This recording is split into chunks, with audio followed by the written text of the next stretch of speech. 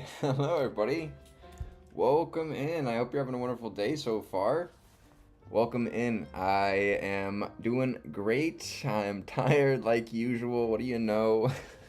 Let me know if you're tired out there. It just seems like the days just go by so fast and like I don't know, it's a blur.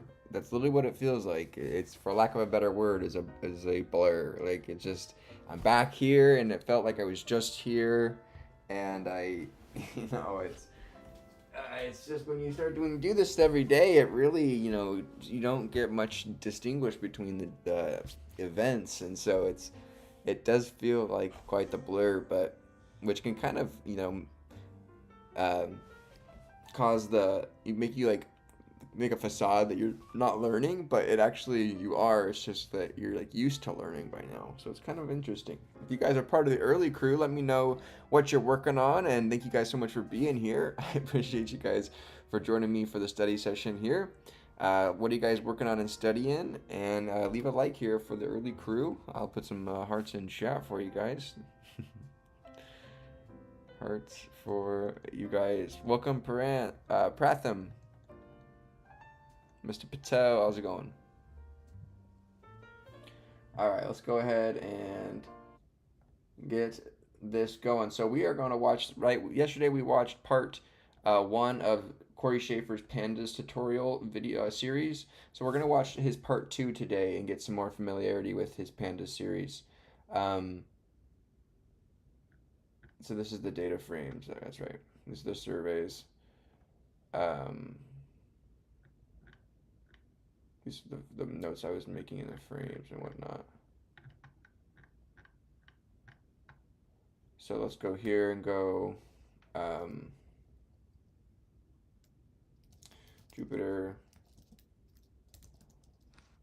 Lab.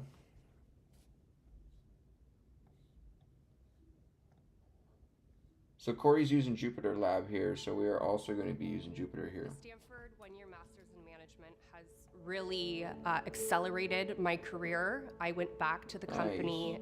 Hey there, how's it going, everybody? In this video, we're going to continue learning more about Hey Jose, pandas, hey and Tim. specifically, we're going to be learning about the data frame and series Viva la data México! types. Hola! So like I said in the last video, these are basically the backbone of pandas and are the two primary data types that you'll likely be using the most. So in this video, we're going to go over...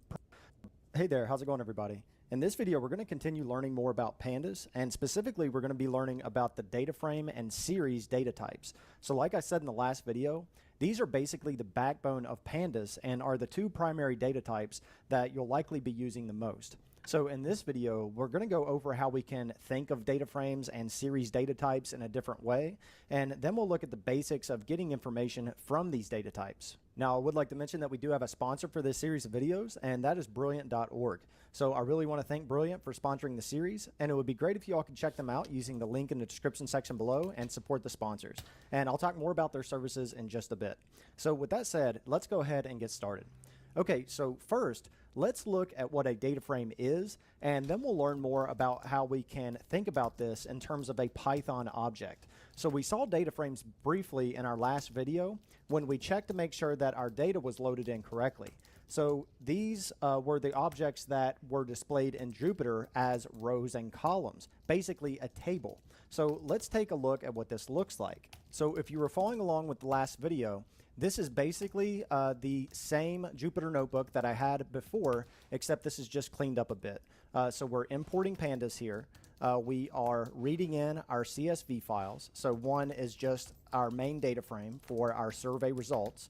One is our schema data frame for the schema results. And then we are setting some options here where we have the max columns set to 85 so we can see all the columns, and the max rows set to 85 so that we can see all of the schema. Now, if you Results.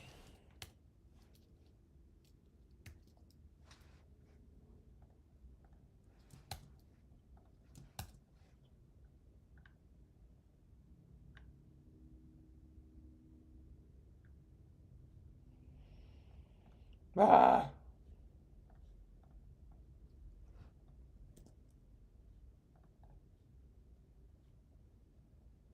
copy the paths here over.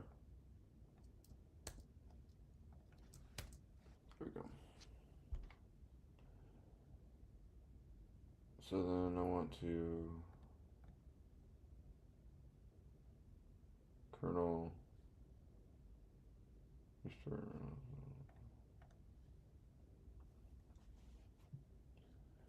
Okay, that looks good.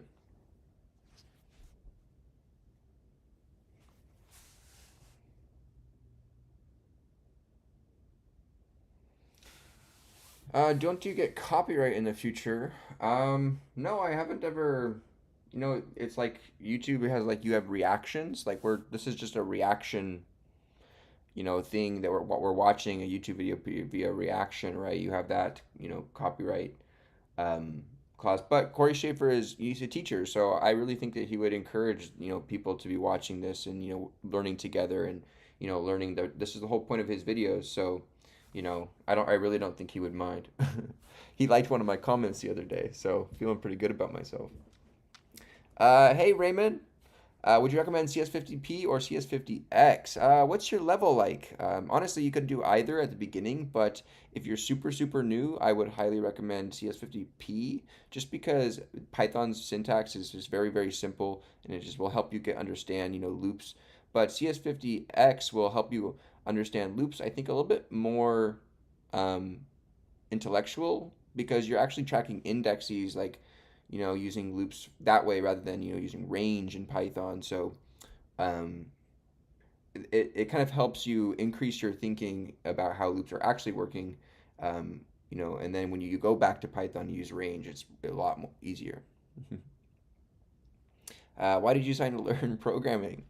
um, I just wanted to improve my skills. I'm a chemist. I, work at the lab in the lab, and I feel like I can do a lot more and than just mixing chemicals together. And I feel like I can bring a lot more to the table. I feel like I'm a smart guy. I can push myself to learn hard things and teach myself new things. And I feel like programming is the future. And yeah, it's definitely I think worth the endeavor here, and it's just fun in general.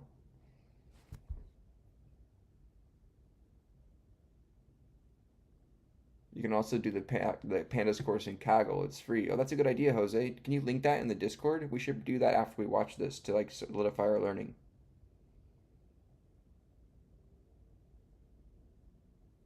No, I cannot stream in the lab. It's confidential. Not confidential, but I can't show what's going on in there. I don't know. I think it's proprietary or whatever. Okay, so then we have PD dot set option for the display dot max columns will set to 85, and we'll do the same thing but for max rows, set it to 85. Then we call df dot head. Okay, so what is these doing, right? We're importing the pandas module or library, whatever, as PD. We are reading using the pandas read CSV method to read the two objects in as data frames, which is what they will become. So this is saved as the variable df, and this is saved as schema df because this is a schema data frame or data structure. We then set the options within the display of these actual pandas configuration or whatnot as the maximum columns to be displayed as 85 and maximum rows to be displayed as 85. We then say df.head to only get the first 5 columns. So I think if we print this, yes, we get the first 5, first 5 rows, not 5 columns, goofball. But we got 85 columns. 114 columns. Okay, let's keep going. Haven't been following along with the video so far. Are you the professor in university laboratory? No, I have a degree.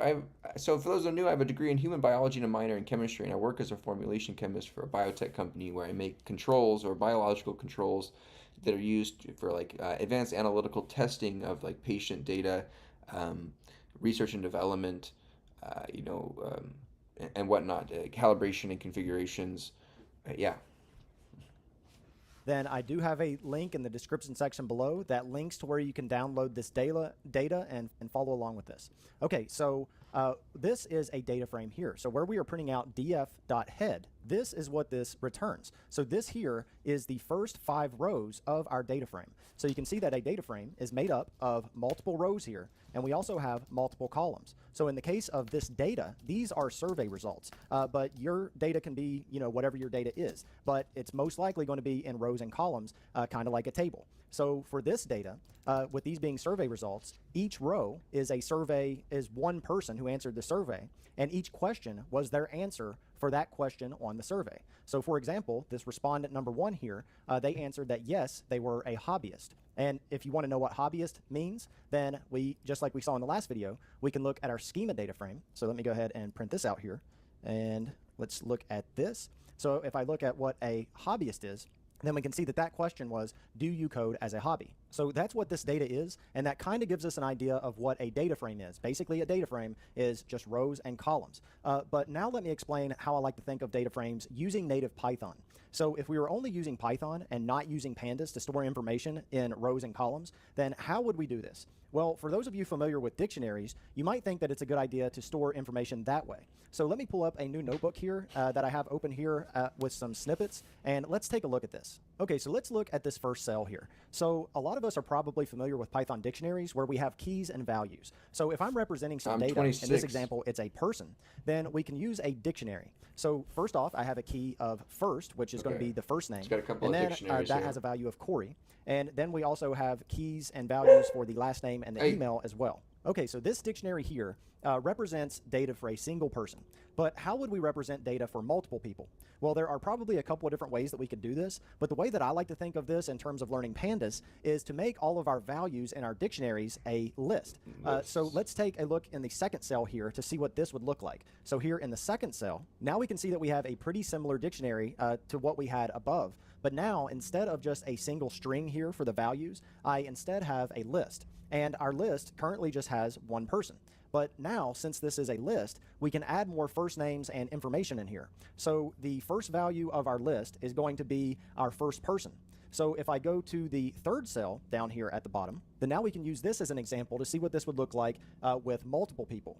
So the second value in our list will be our second person, and the third value in the list will be our third person. So if we look here, we have people, we have a key of first. So if we want the second person here, we go to the second value, that's Jane. The last name is Doe, and the email, go to the second value here, is janedoe@email.com. If you want the third person, that would be John, and then third value and last would be Doe. Then third value in email is johndoe@email.com. So we can kind of think of this like rows and columns. The keys are the columns and the values are the rows. Now, if you look up the definition of a pandas data frame online, then you'll see a lot of definitions that just say something like it's a two-dimensional data structure. Now, that might sound a little confusing, but in layman's terms, that basically just means rows and columns. Okay, so like I said here, the key for email here would be our email column and contain all of the email values. And if we wanted to see the email column, then we can just access that key.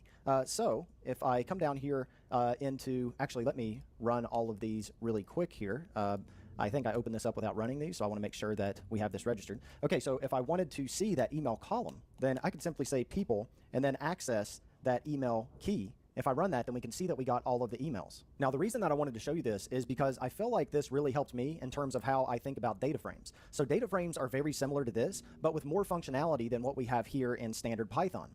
Now, we can actually create a data frame from this dictionary and see what this looks like. So let's do that and look at some basic data frame functionality. And then we'll look at this more using the Stack Overflow data from the last video. Get over here. So here in this bottom cell, in order to create a data frame from the information that we have here, I'm going to go ahead and import pandas. So I'm going to say import pandas. Hey, go Guppy. What's going on, man? And now we can create a data frame actually using this dictionary that we have up here. So to do that, I can just say df is equal to pd.dataframe and check the casing there. That's a capital D and a capital F. And then we'll just pass in that dictionary that has values as list. So if I run this, and that seemed to run okay without any errors, and now let me just print out DF here. And if I print that out, then we can see that now our data frame is representing this in a way Oh, to so where you we can do just have rows pass and columns that we in. can visualize. So we get these people printed out in a nice table of rows and columns. Now we also have these over here to the far left that don't have column names, this 0, 1, and 2. Now this Okay, so let's say here. Can you? Hey, where'd you go? Can you hear her growling? Hey, come on. You're no fun. You're being no fun right now. Oh, come on.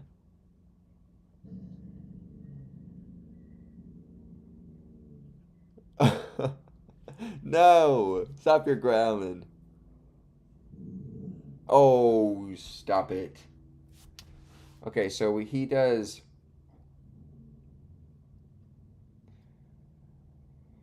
So let's go like this. Let's do a Python dictionary. So let's go PyDict equals to this.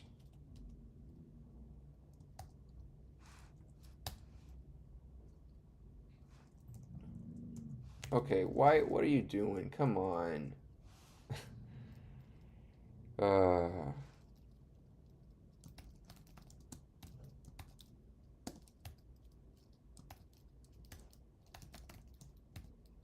who wants to be in our thing? Give me Seiko and give me Showery. Survey says. Okay, and then give me. We'll close that. Then go here and go last, right?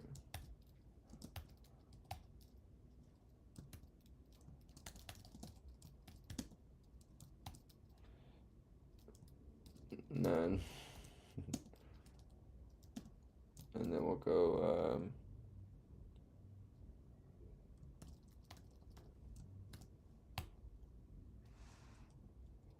Okay, so we have this dictionary here. Now, if we go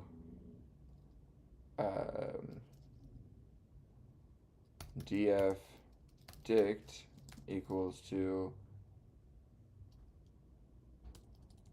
what's the df pi dict equals to pd dot data frame pi dict, and then go df pi dict. Nice. So we can take this, let's say. Can you stop it? You are so bad. Sky, stop growling. Um,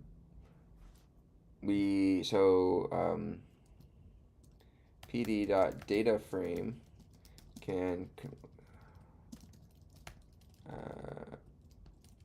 can convert Python dicts into a pandas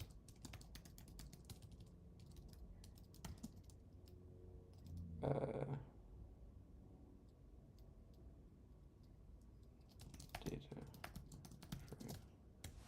whatever. Cool. Hey, Anir Ban, how's it going? Welcome in. How's it going? Give the dog a She's got a bone right there. She's just growling at the neighbors. They're being noisy. um, get caught up on some chats here. Sorry, you guys. I started learning Python, but AI is really devoting me. I feel like by the time I've learned Python, AI will be able to print everything with just one prompt. AI is a tool just like programming language. I can't think which you can AI can't make another AI from the bottom. Congrats on gaining 0.01 substance yesterday. Hey, let's go. Thanks, Amir.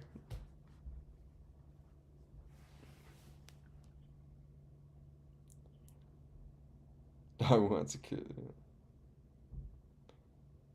Um, I just joined and I read your message. AI, in my opinion, is years and years away from taking any programming jobs. We asked 100 married women. Survey says it's probably better than humans at writing single functions with simple functionality. So, no, no, dog, don't. Pedigree. But the second is something not small. Let's say 2,000 lines. It's lost. Working on a code base with millions of lines of code. There's just no way anyone can work on that. The programming is super safe. She's got bones. She got dinner. She's growling at the neighbors. Stop growling. All right, let's keep going here. Is an index. Now, I'm not going to go much into indexes right now because that's what the next video is going to cover, but basically it's a unique value for our rows. Now, it doesn't need to be unique, but again, we'll talk more about that in the video specifically on indexes. So now that we have a bit of an idea of how to think about data frames, now let's take a look at how to access information here within the data frame. So first, let's just access the values of a single column. So just like we did with the dictionary, we can access a single column just like we were accessing the key of a dictionary. So just like I did people and email up here, I can do very similar down here and just say that I want that email column of my data frame. Now, that's not actually a key. That is going to access the column of a data frame, but we can see here that we get all of the emails back from that data frame. So again, I do want to emphasize that I only use the pure Python.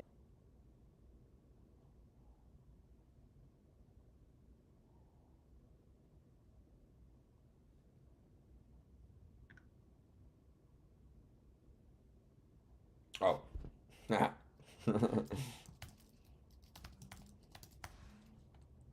Example so that we could get an idea of how to think about a data frame. But like I said, a data frame is much, much more than just a dictionary of lists. So for example, we can see that when we displayed the email column here, it doesn't look the same as when we displayed the list of values from that dictionary. And that's because this is actually returning a series. And we can see this if we check the type. So if I check the type of this email column here, so let me run that. We can see that this is pandas.core.series.series. So this is a series object. So what is a series? So a series is still basically a list of data. Okay, hold on. So he's going fast here. the 2x speed is going crazy. Okay, so type, right, returns the object type objects type. But just like with a data frame, it has a lot more functionality than just that. Now, if you look up the definition of a series online, then you'll see a lot of definitions that just say it's a one-dimensional array. And that might sound a little confusing, but in layman's terms, that basically just means that it's rows of data. So again, you can think of a data frame as being rows and columns, and a series as being rows of a single column.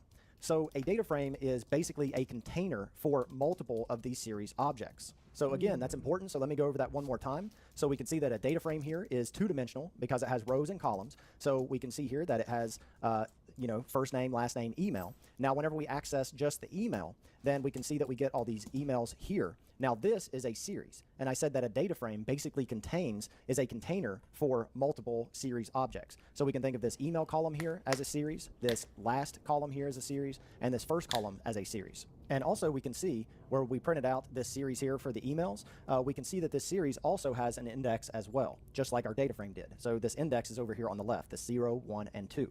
Okay, so we can access a single column of a data frame like we're accessing a key, just like we did here in this cell. But you might also see some people use dot notation to do the same thing. So you might see some people do it like this. So they might do df.email. And if I run this cell, then we can see that, let me get rid of this cell here. And just so we can compare these two, we can see that this gives us the same thing. Whether we access this like a key or whether we use dot notation, this returns the same series object of the email values. Now, whichever way that you want to do this is really just a personal preference. I actually prefer the first way of using the brackets, and there are a couple of reasons that I prefer to use that over dot notation. First is that I like using the brackets because there's a chance that one of your columns is named the same thing as one of the attributes or methods of a data frame. And if that's the case, then using the dot notation might give you some errors. So for example, if a data frame has a method called count. So if you had a column named count and you were trying to access that count column using dot notation, then that's actually going to access the count method from data frame instead of that count column. So that actually wouldn't work how we did it here if you wanted to access the actual column called count, which we don't have one in this specific data frame, but if we did, then we would have to access it like this. So that's kind of why I prefer brackets. So I'm going to be using brackets throughout this series, but I wanted you to know about dot notation because if you're working with other people using pandas, then you might see them access columns in using dot notation. So you need to know that it's at least a possibility. And again, that doesn't mean that they're doing it wrong. It's just a personal preference. I just prefer using the brackets. Okay, so I said that data frames have a lot more functionality than what we saw using, standard Python. So let's look at some other stuff that we can do here. So let's say that we wanted to access multiple columns. Now, in order to access multiple columns, we can use the bracket notation and pass in a list of the columns that we want. So if I wanted both the last name and email columns, then we could say df and use our brackets just like we saw before. But now I'm going to put in a set of inner brackets here as a list of columns that I want to access. So am I tripping? Is this how you spell careful? Am I going crazy? I'm not gonna waste oh,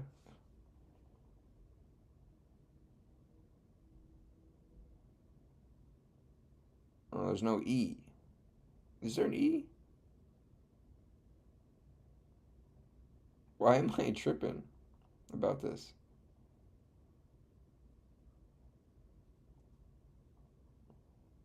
I'm like I can't spell.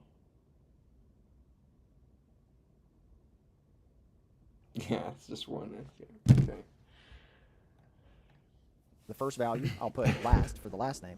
And for the second value, I'll put email for the email. So if I I run always this, do that. There's a few words that will that I haven't spelt in a while that'll pop up and I'm like it just doesn't look right and then yeah. then we can see that now we have a data frame returned here of the last column and the email column. Now, I want to emphasize again here that I passed a list inside of these brackets here. So there are two pairs of brackets. You can't leave off the inner brackets because you'll likely get a key error because pandas will think that you're passing in both of those strings as a single column name. And another thing that I want to point out here is that now that we're getting multiple columns, this can no longer be a series because remember, a series is basically a single column of rows. So when we get multiple columns like this, it's just returning another data frame. And in this case, it's a filtered down data frame with just these specific columns. So we filter. Okay, pass in a list of columns first, last, to no longer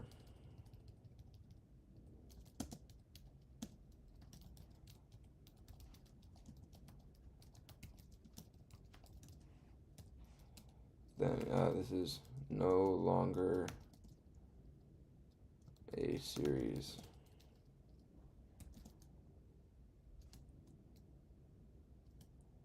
We'll say just now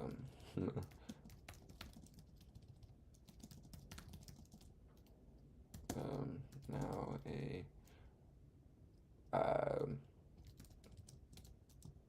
condense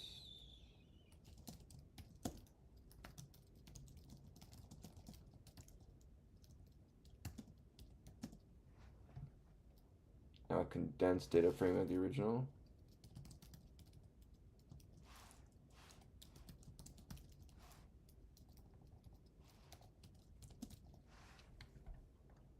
Out the first name column here, and we just have the last and the email. Okay, so that's how we get a specific column or multiple columns, and we can slice these as well, similar to how we slice a list. But I'll show that on our larger Stack Overflow data set here in a second.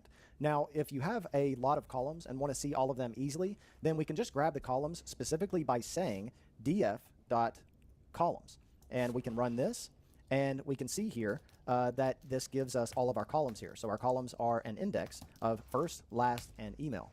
Okay, so now we've seen how to get a column, but how would we get a row? So in order to get rows, we can use the loc and iloc indexers. So that is loc and iloc. So let's take a look at these. So first, let's take a look at iloc. So iloc allows us to access rows by integer location, hence the name. Iloc is integer location. So if I wanted to get the first row, then we can just say df.iloc and then use brackets here to, since this is an indexer, use brackets and pass in a 0, and that will give us the first row. So if I run this, then we can see that the first row has a first name of Corey, last name of Schaefer, and email of corymschaefer@gmail.com. So what that did is it returns a series that contains the values of that first row of data, which, like I said, is the first name, last name, and email of the first person in this example. And again, we haven't discussed indexes yet. That will be in the next video. But the index here is the column names so that we know what those values are. So up here, our index was 0, 1, and 2.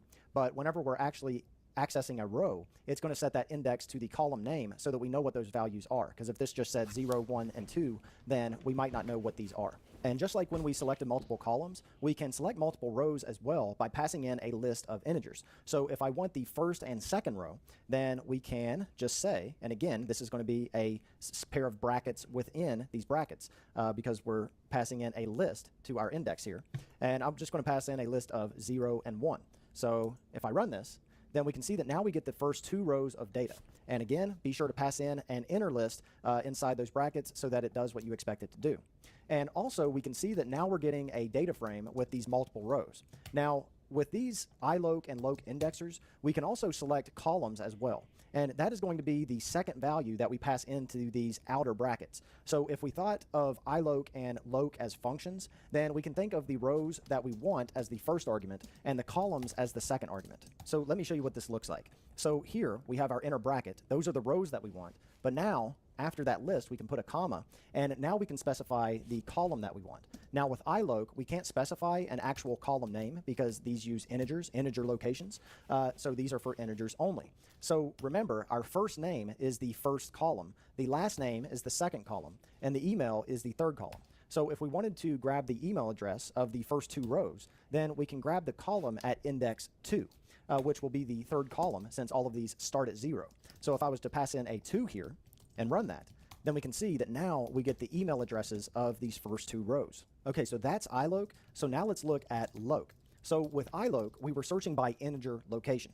With loc, we're going to be searching by label. And when we're talking about labels for rows, these will be the indexes. And again, we don't have custom indexes right now, so this index is just a default range of integers. So at the moment, this will somewhat be similar with iloc, the iloc indexer, but we'll look at uses or use cases with loc with actual labels in the next video when we cover indexes. So real quick, let's look at our entire data frame again. So I'm just going to print that out down here. So like I said, over here on the far left, these are our indexes. So these are the labels for that row. So if I want the first row, then by default, this just has a label of 0. So I can say df.loc and pass in a 0 there. And if I run that, then we can see that we get that row with that label of 0. And again, I know that that looks similar to iloc at the moment, but we'll see how to use indexes with labels in the next video. And just like with iloc, we can also pass in a list to specify multiple rows. So if I wanted the first and second row, then just like with iloc, I can pass in an inner list here. So let's say that I want the first row and the second row. So I'll run that. We can see that now we get the first and the second row. And again, now we can see that we are getting a data frame back now that we have multiple rows.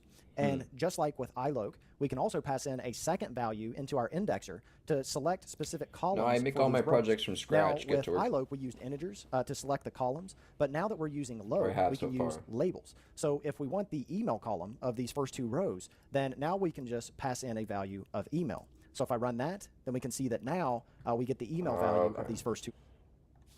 So similar to iloc.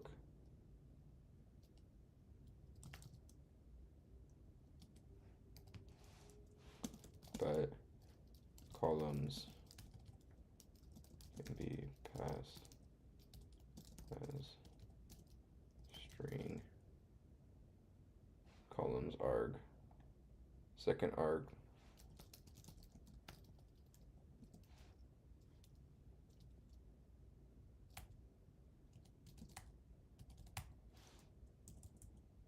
second arg equal columns can be passed as a string.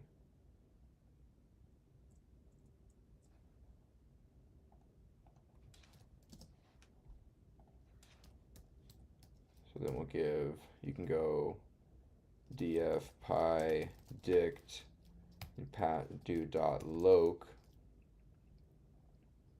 pass in 0,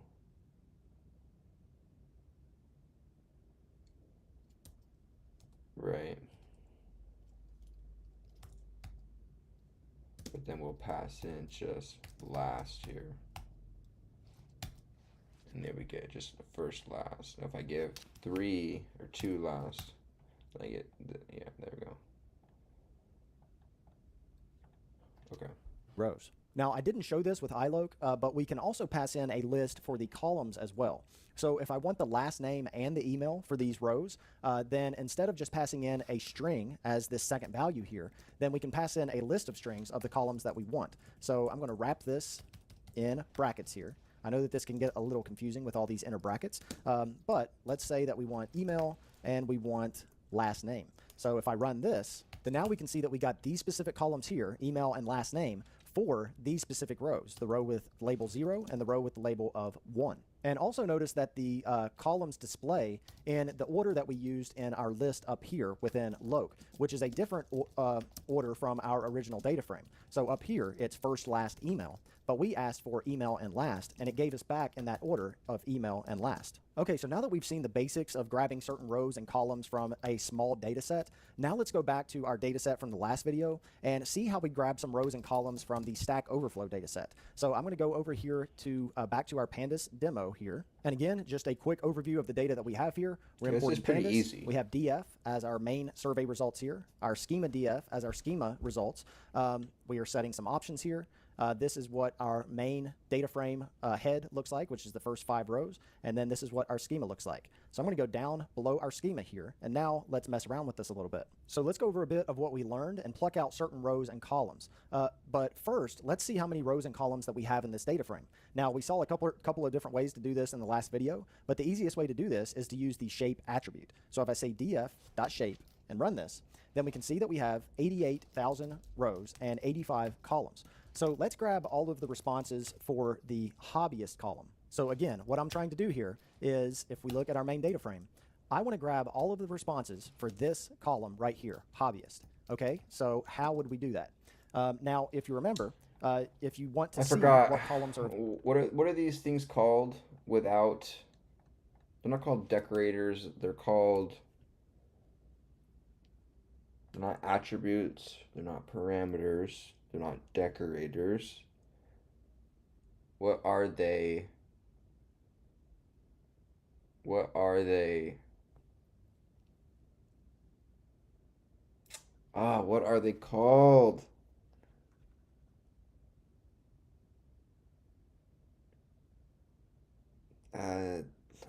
Not attributes. Attributes? No. Anybody know? Anybody remember? And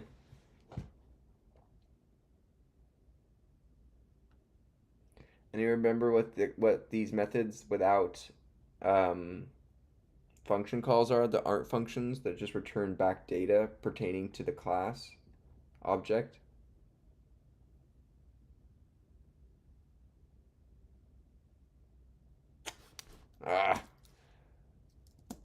We gotta go to the chat. Gypped.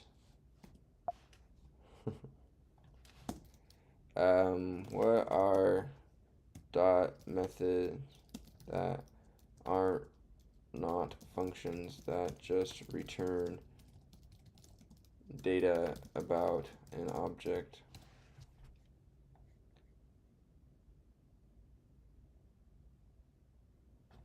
No, like the dot shape in pandas. Attributes. It is attributes.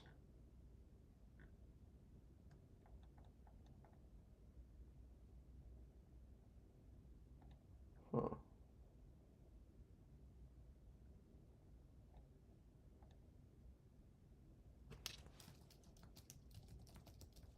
I was right. Attribute to get all columns of the data frame. Shape. Attribute. Get the number. Get a tuple of rows.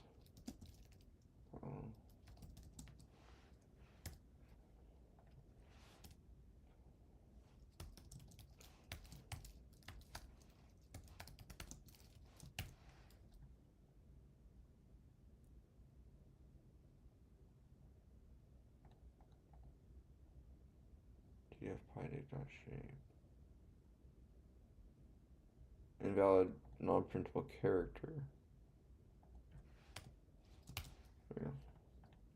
Available, then you could just say df.columns to see all of these. We can see that these are kind of long. We have 85 here, but here we have hobbyist, which is the one that we want. And that is the question where people answered if they code as a hobby or not.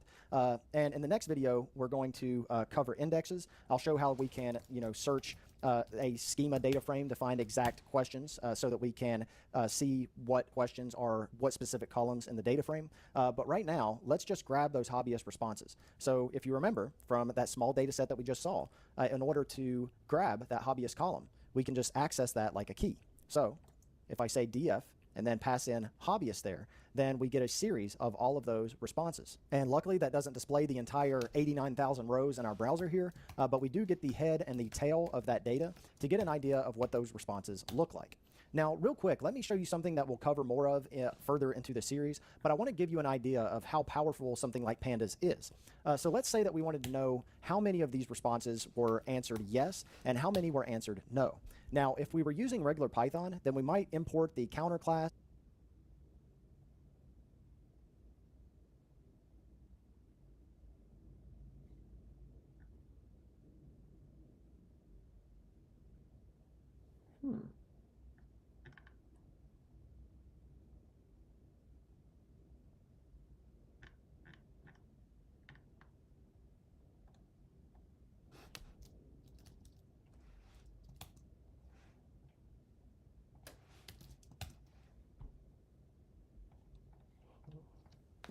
Or write a quick function or a loop to do this, but Pandas has so much of this stuff already built in. So to get the count of unique values in this column, I can just use this value counts method to calculate this. So right up here, I can just tack on a method of value underscore counts. Now again, this is going to be for a future video, but I just want to give you an idea of what Pandas can do.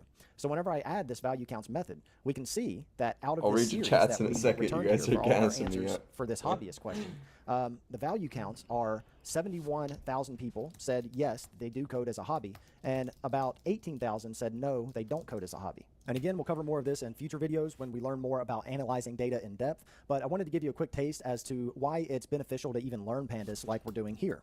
It makes this type of stuff really easy, and we could go further and plot that out and everything. Okay, but with that quick sidetrack out of the way, let's keep going and go over the other things that we learned earlier. So we got a column here, so let me get rid of that value counts. So we have our column here. So now let's grab a specific row and a specific column. So let's grab the first row, and we'll also grab that same hobbyist column for that row. So how do we grab rows? So remember, if we want to grab rows, that we use the loc or iloc. I wonder.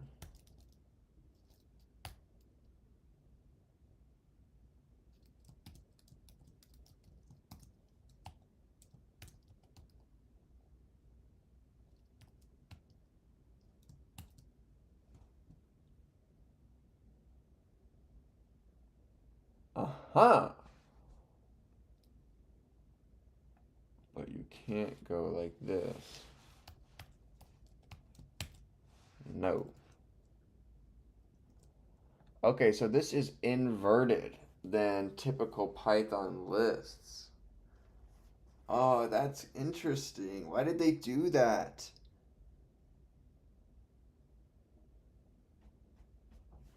Right? In Python lists, you give the number of the row you want and then the specific column of that row. But in this one, you have to give the column heading. You go for the top and then down. In this, you go to down the rows and then to the right.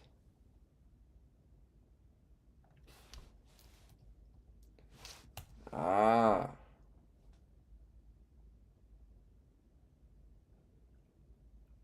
Yeah, we got lock and iLock up here.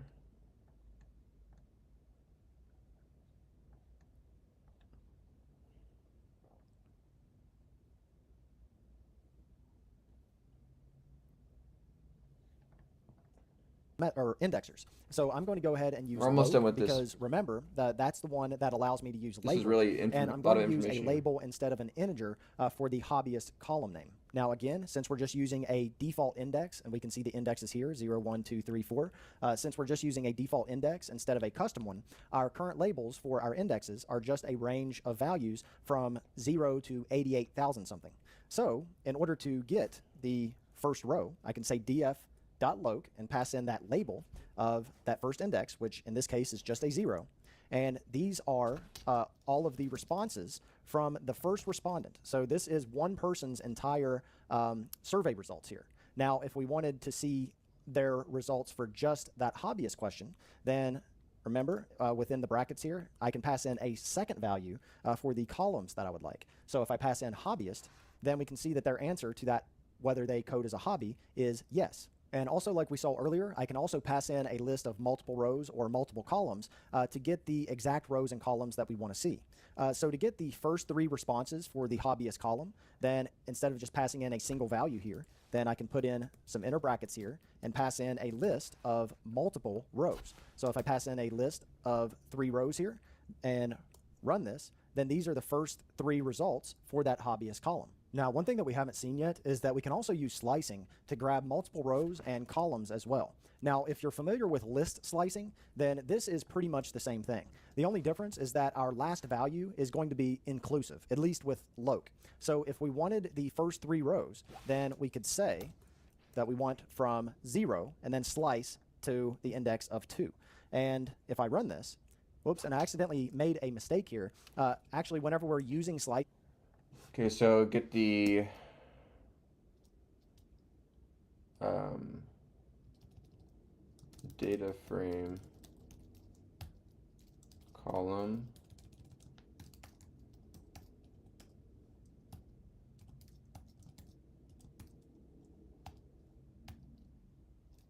row index.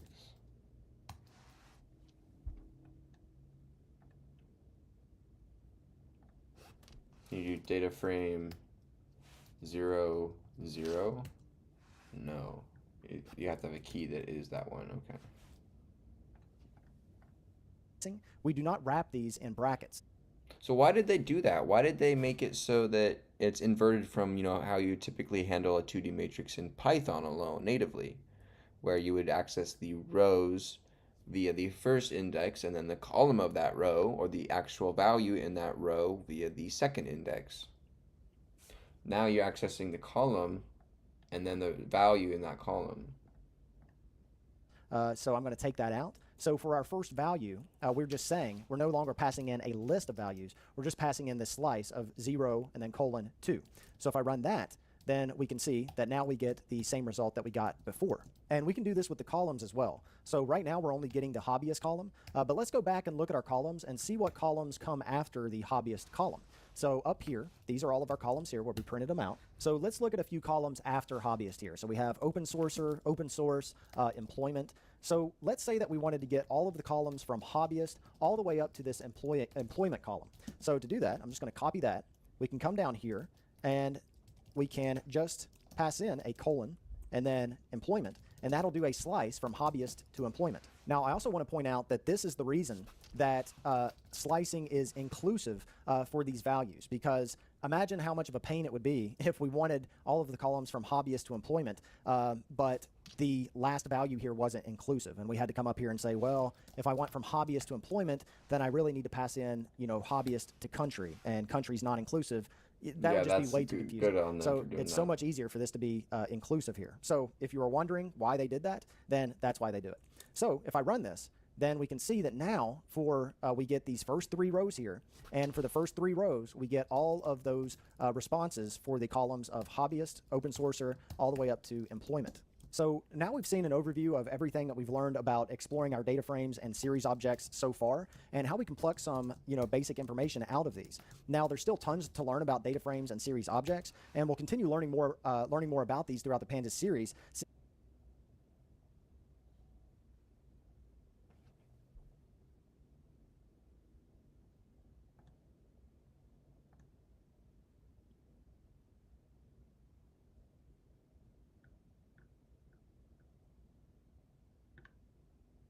Oh.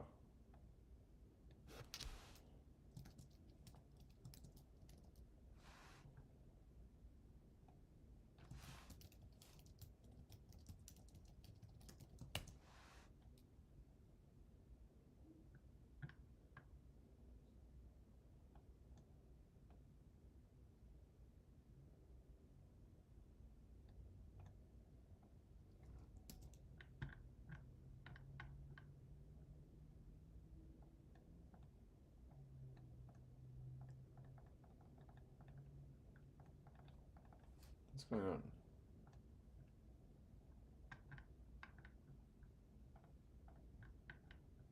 What is going on?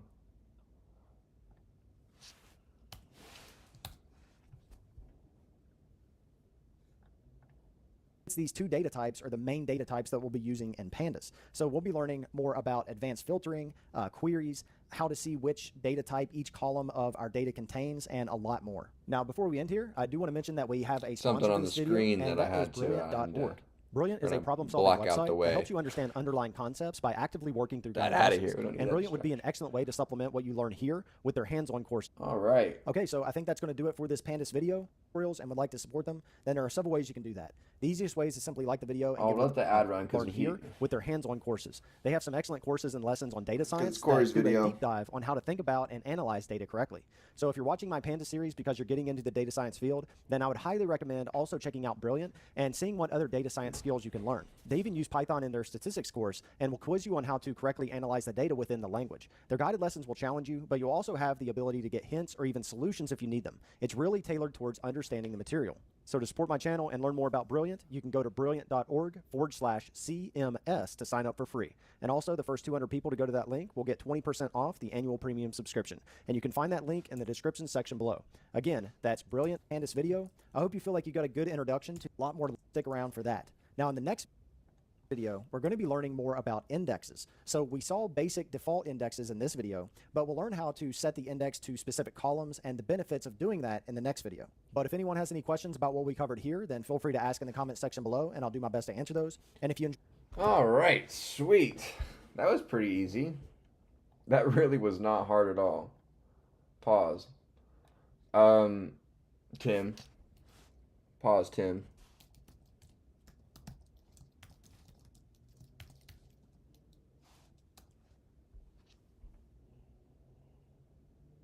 Okay. Do I have to save? Or does it save automatically? Save all.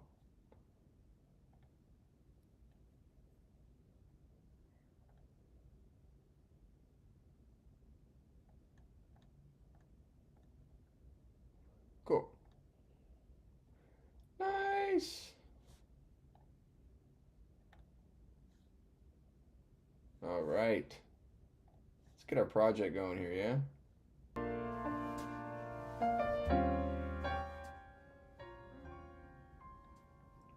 gonna work on the project for maybe like 45 minutes. I'll probably call it from there. It's been a long week, you guys. Kicking off some projects at my work. They're wanting things faster, sooner this time around. It's just never ending. All right, let's get caught up on the chat here.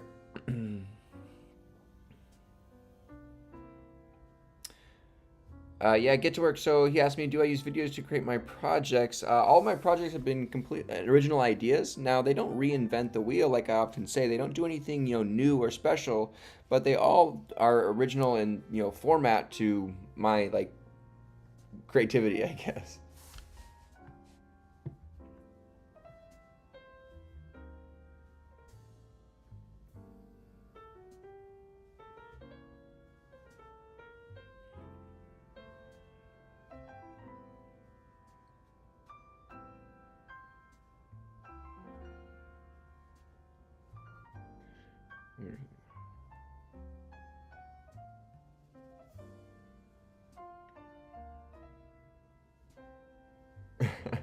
Thanks, Salakan. Is this in the United States?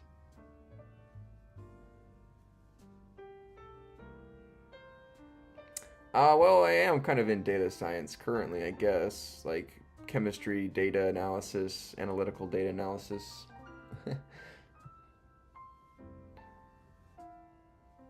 It's part of my homework for the dev gave me to look up do some research on and get familiar with for this upcoming project we're gonna do that I pitched um, to the management, I guess.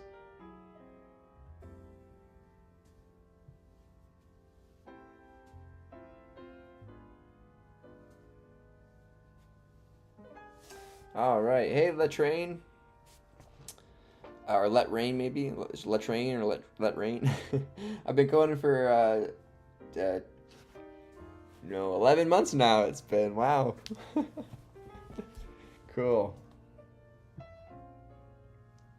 All right, let's get going here. Okay, so my goal for today is to do a little bit of JavaScript to not allow for incomplete. We have to do a little bit of bug fixing on our current project. So currently, this is our project. Let's go ahead and load it up here.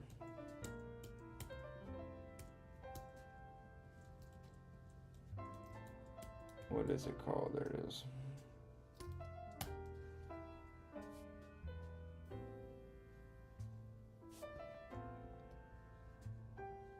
Okay, so this is our current script or current project that we have right now. So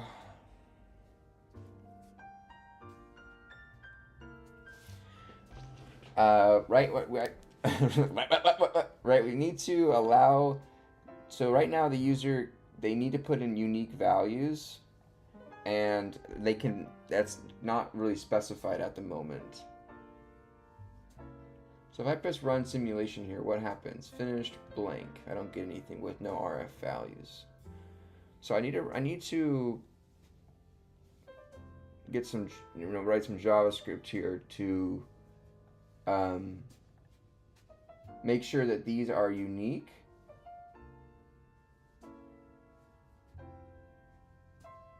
And that these are integer values. So in my main pie here, for my post function on submit, I'm validating this data here, unprocessable content, because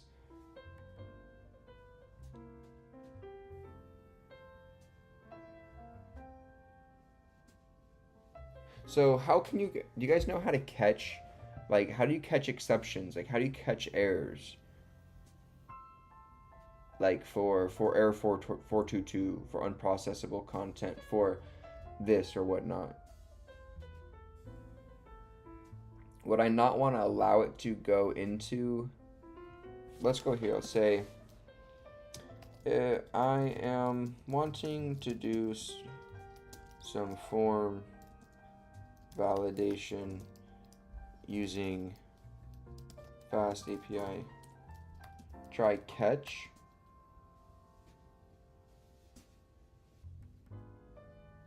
Now, should we do it in JavaScript though, or in the Python?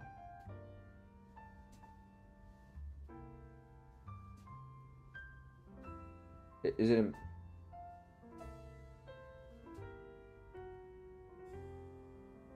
Okay, so it is.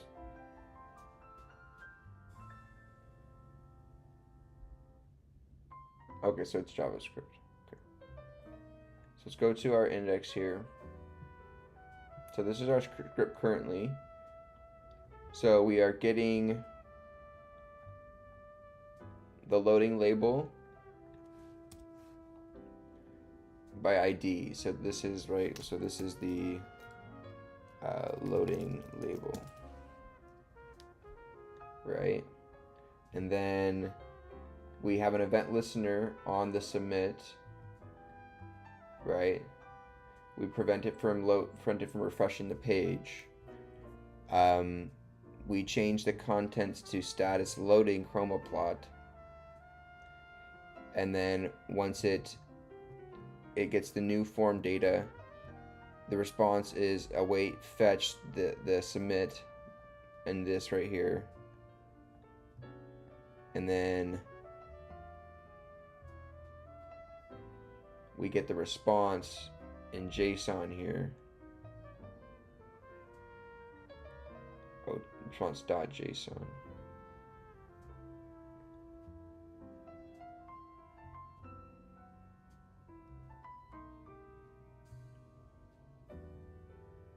Okay, got you. And then we get it. And this is our new plot being generated here. And then we say finished. So on a submit, right here, we'll say try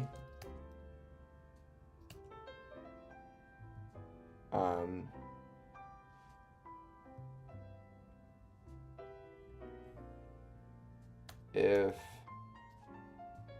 is there sets in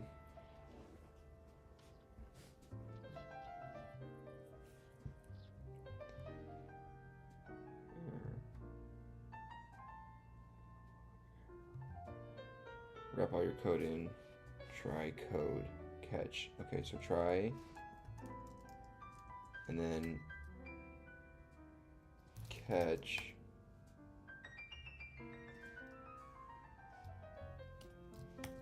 error.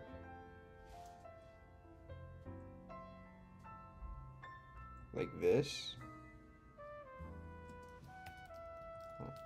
Console log. So try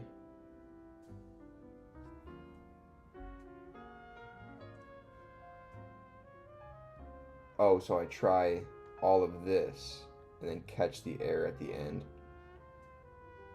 Okay, so let's take the try will go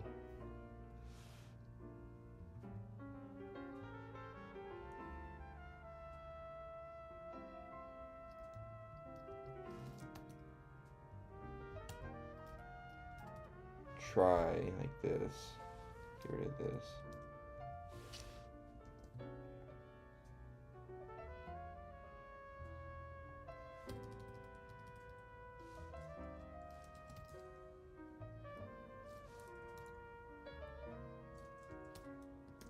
Catch error, console log error.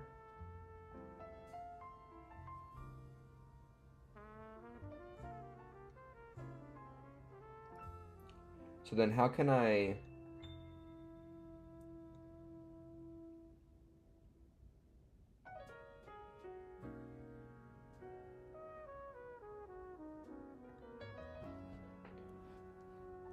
so now if I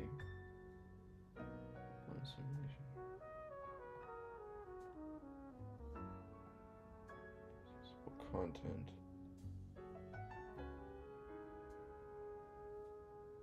If I try this and catch the error.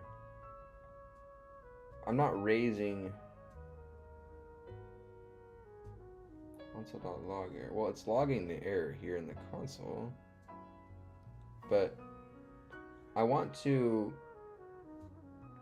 do some form validation using fast API or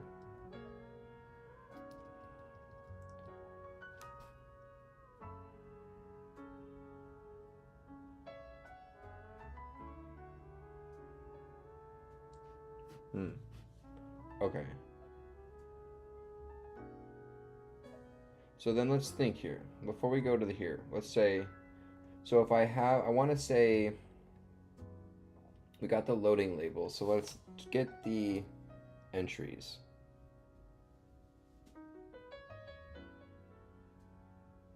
So we have form data, right? Here.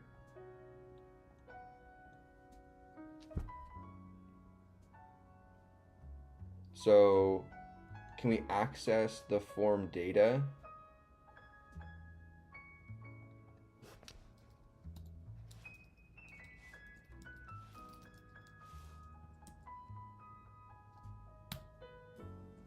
dot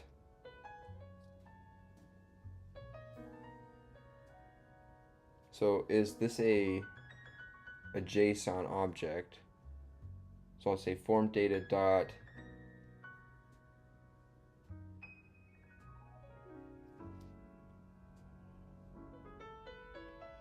how can I print this so I can see what it is? Is it console? Is that what it is? Is that what it is? Is console this?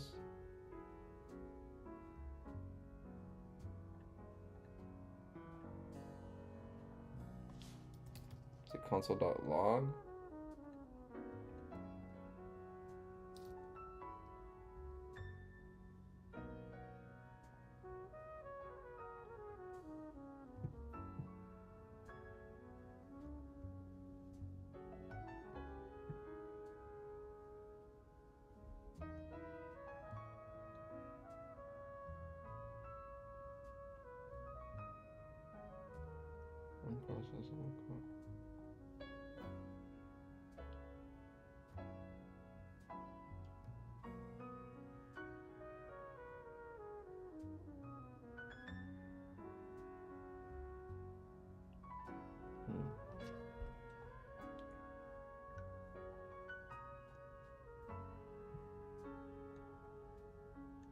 Let me just go like this.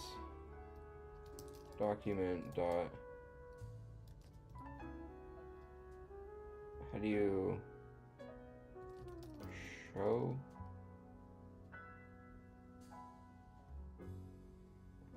How do you say document dot text content form data?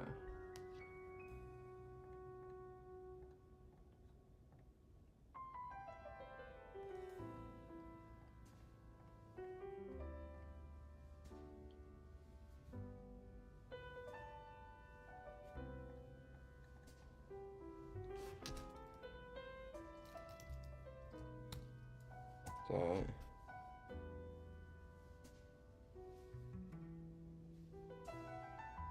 text node create element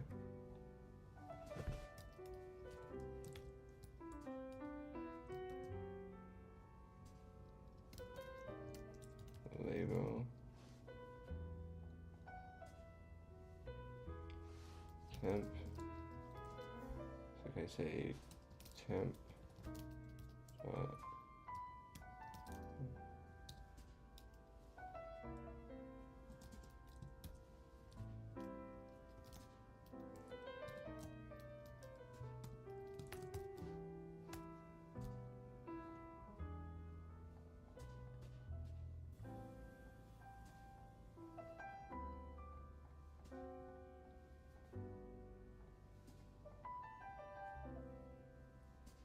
so just get stuck on loading chroma plot.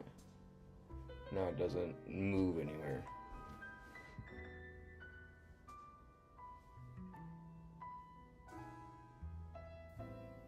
But I'm not doing anything.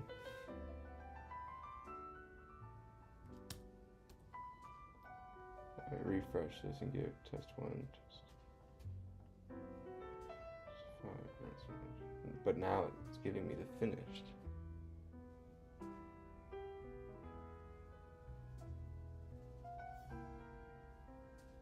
No image because there's nothing to plot. Okay. Want to do some form validation using JavaScript on my HTML. I am currently. I will show you my current code.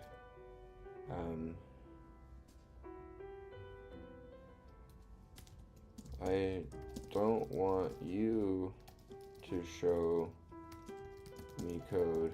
Coach me using words and hint at what functions I should use. I am trying to learn JavaScript. give it my script tag here.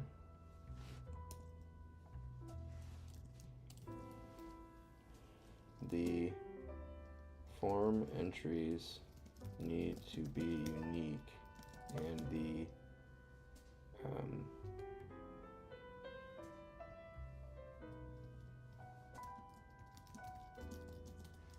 this.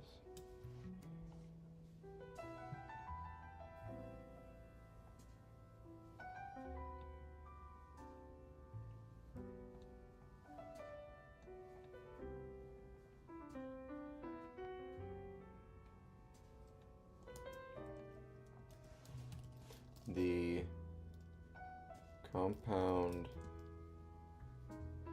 names need to be unique, and the RF values need to be present, and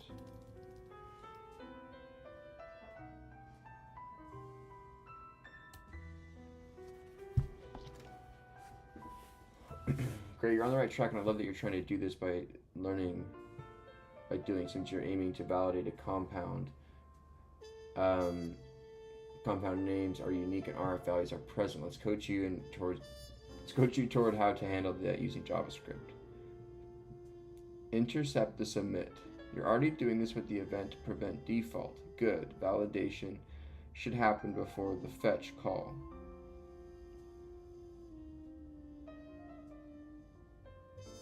Yeah.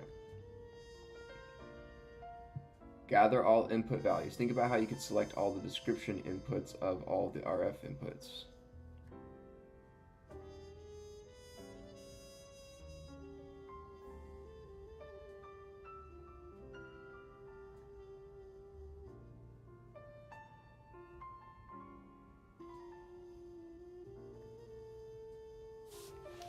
Can I not use the created form data for to access the data?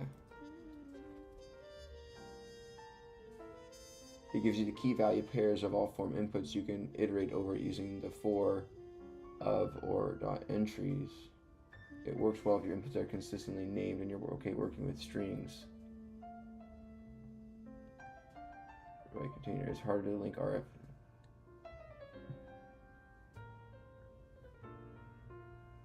If you want to use the form, you want to use the get all rather.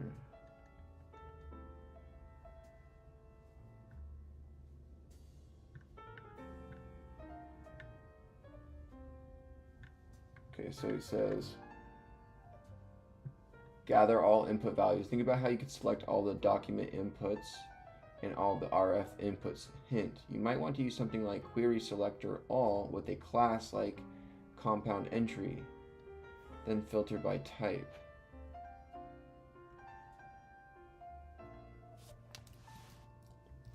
Query selector all.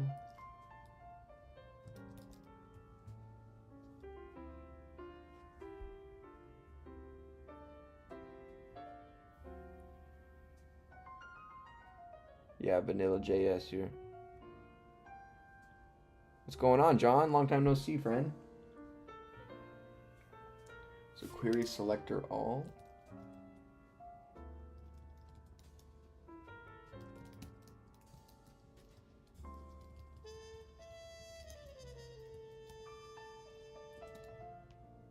So what does this do?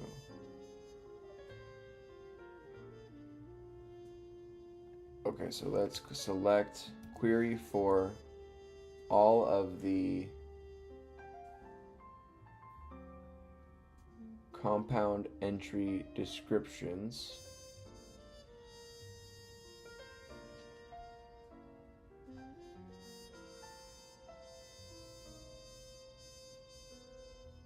Compound entry, right? So that will select all of them. So this will save in a variable called compound entries.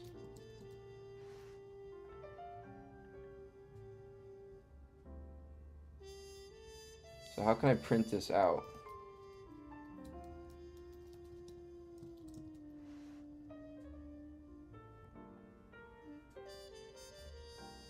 I print this out?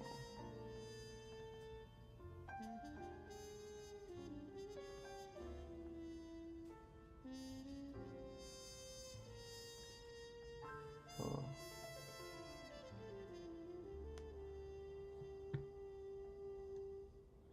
W chill music, yeah, it's good, huh? So this saves compound entries.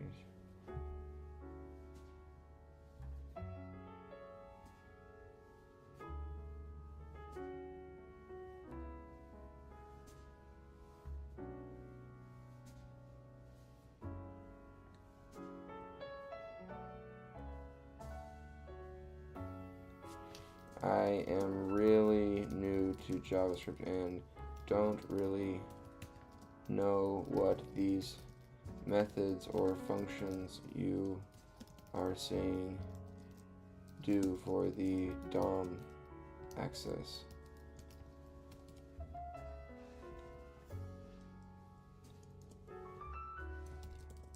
Here is what I have.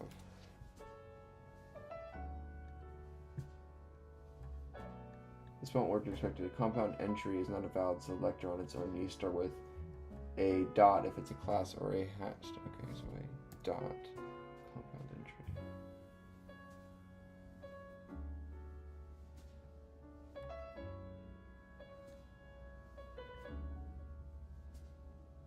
And then const at the.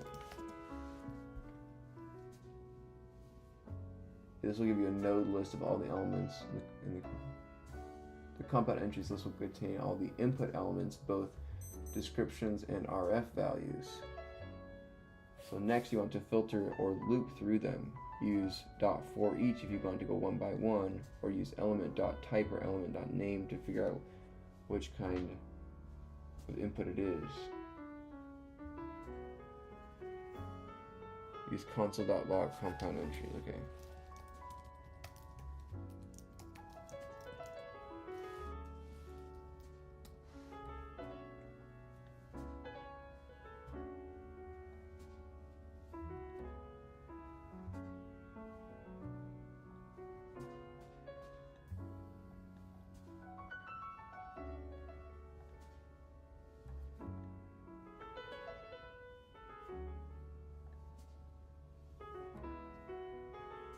Confused. Hold on.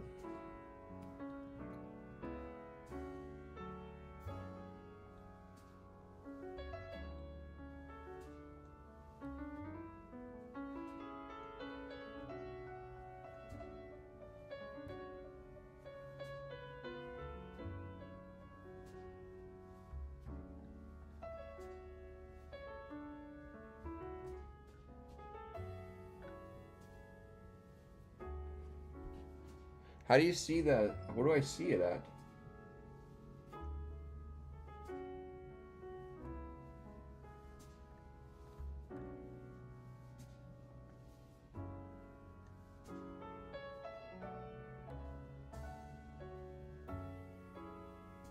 I don't get it.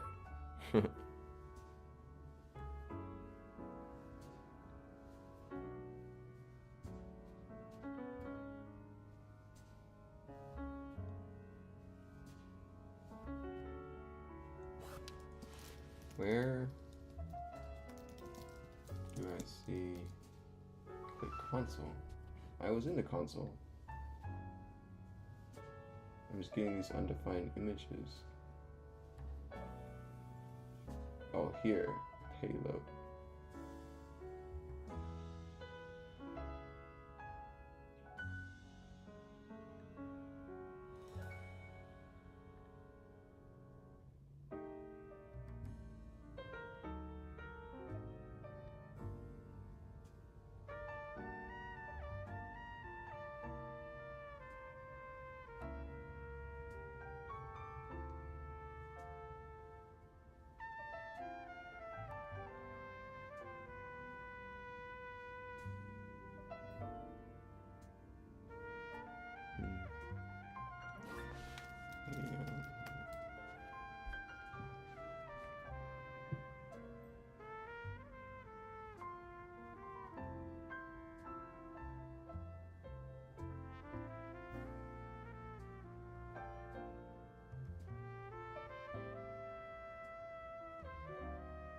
Now I'm getting it.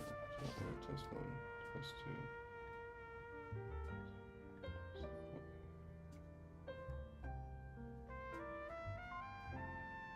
2. Node list. Compound description dot compound entry. Oh, I'm getting the nodes of each of those. Okay, a list of the nodes elements. Okay. So a ID.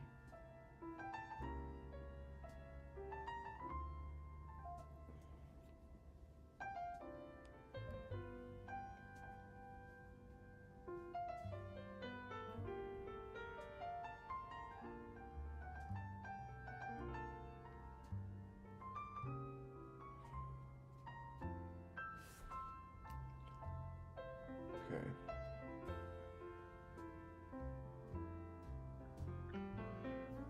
Okay, use inside a loop, use entry.value to get what the user typed.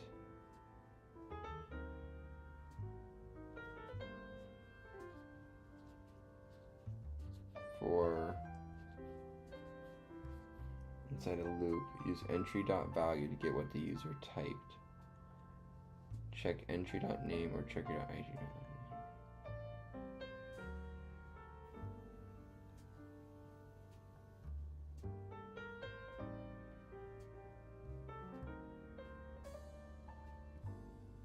We have loading, we have this compound entries for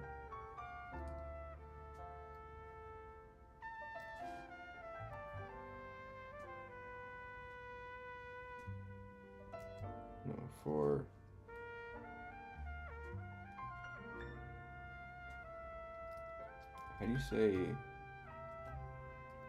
how do you do the for loop in JavaScript? For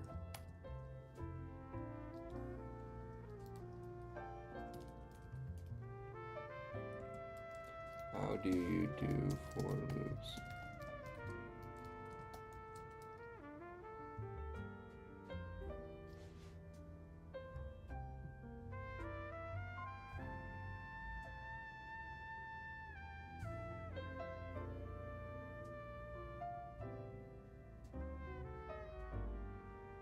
Okay, for const entry of compounds entries,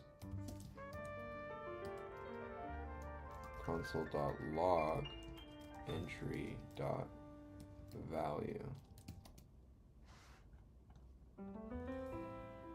Refresh.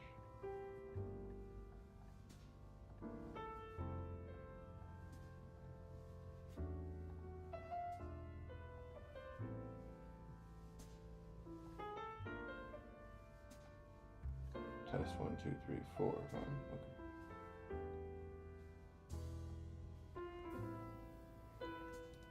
So I'll say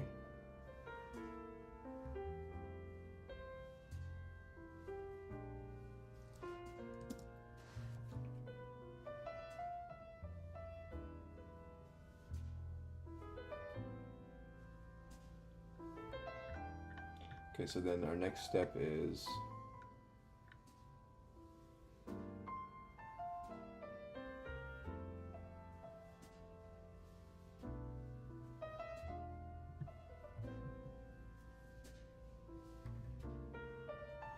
compound entry.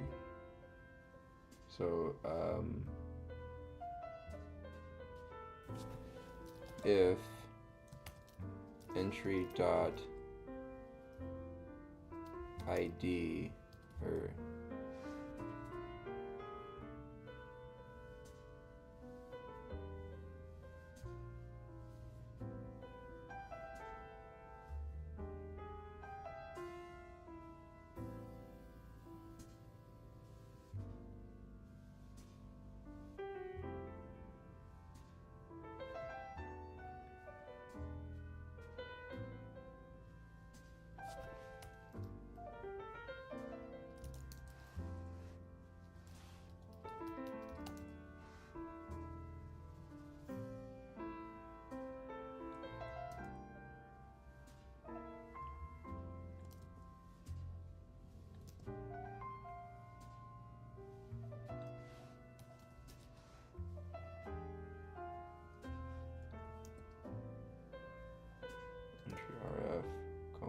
entry RF, compound entry RF, compound entry description,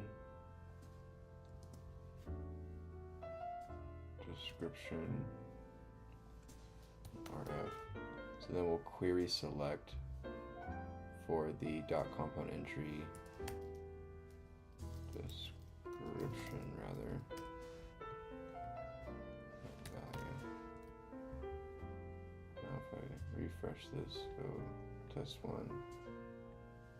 test 3, test 4, test 5, run.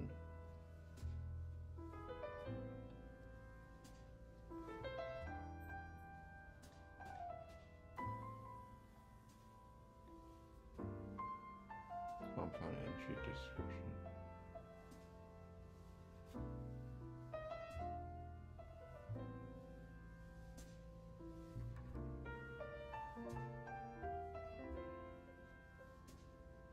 Compound entry description.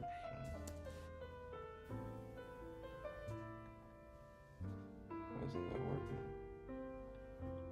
This one.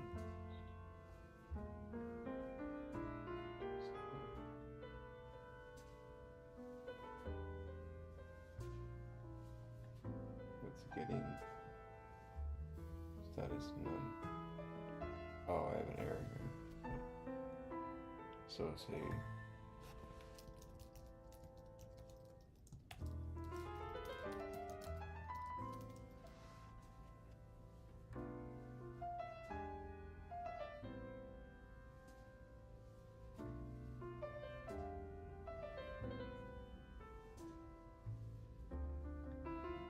test 2, test 3, test 4, test 5. Now I'm getting the values here. So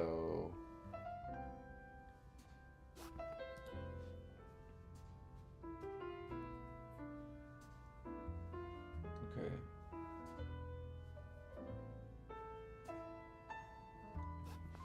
I changed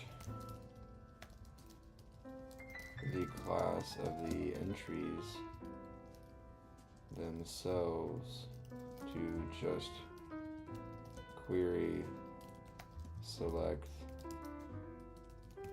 all for the specific entry.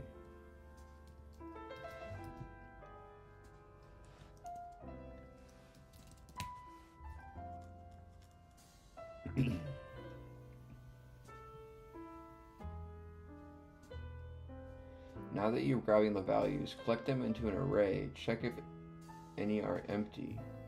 Check if duplicates using includes or a set.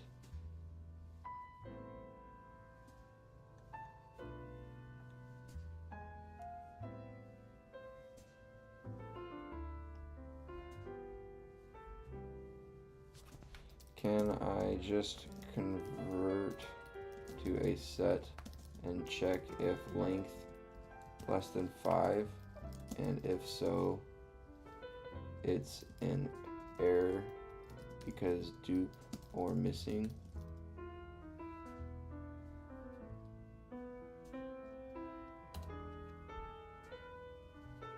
Here's the idea. Now you're thinking. And collect all entry values into an array. Convert the array to a set.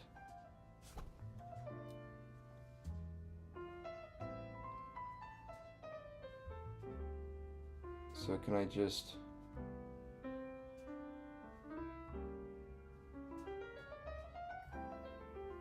man, this would be so much easier in Python. I could just like a list comprehension and just this sucks. And I don't know. People must, if you're fluent, it might be easier, but I'm just thinking of all the ways I could do this in Python. I'd be so done by now. I'd be done in like 2 minutes.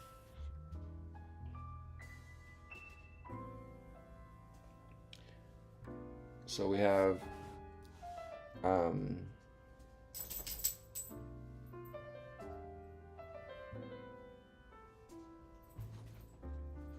so compound entries. So can I do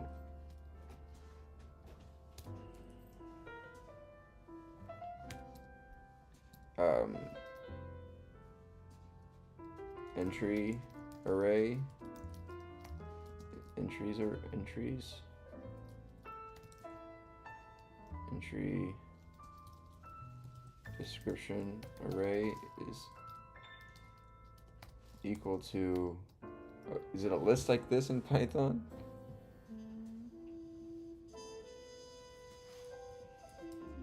Dot append.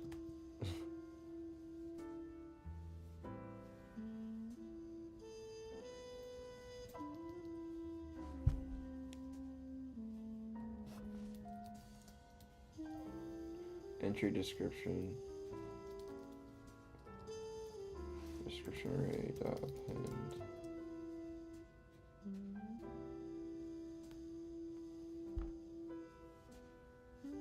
No, it's not append. Dot insert.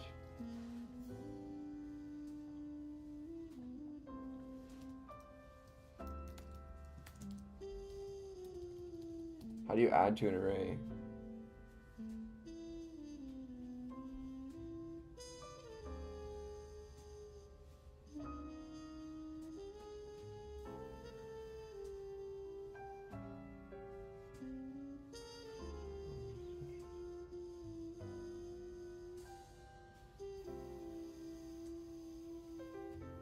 What the hell?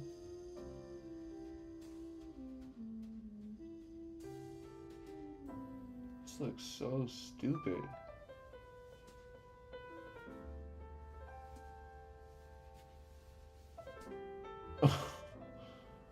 Oh my gosh. This looks so dumb.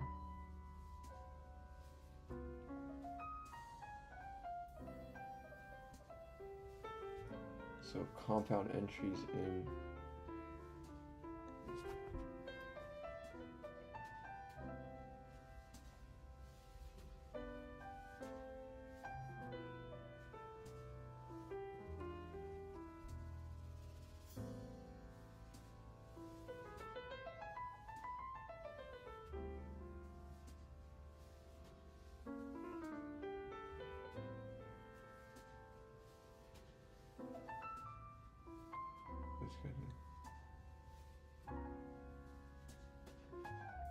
Why did you go ahead and solve it?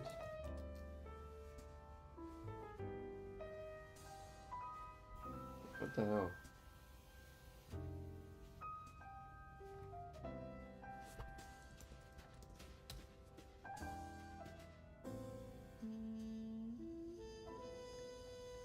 Not push.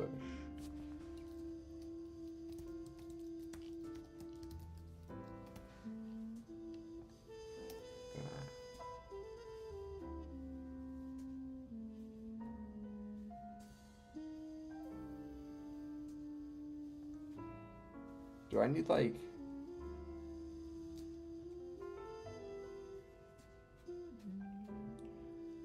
question? Let me say const set. Say set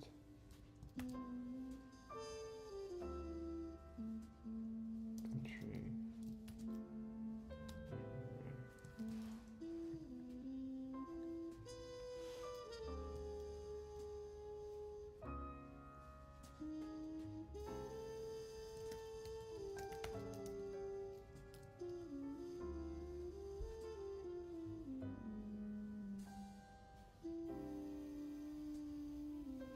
So if the length, so let's just say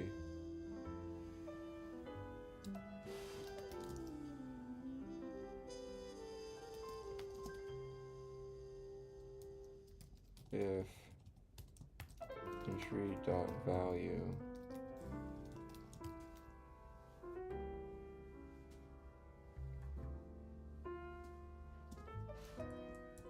equal to, if entry dot value equal to quote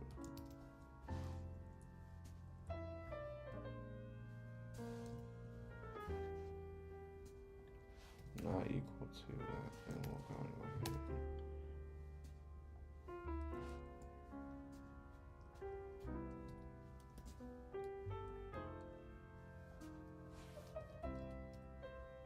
Okay.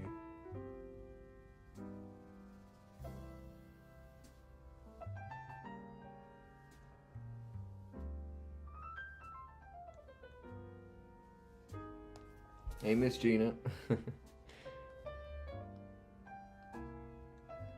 Eventually, we push onto the array.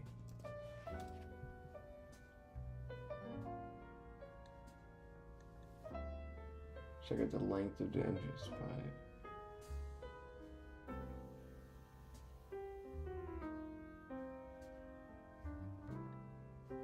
Okay, so if length how do you get the length? If entry description array dot length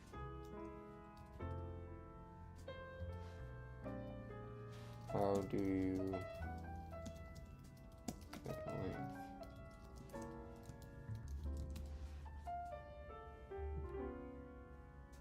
Length.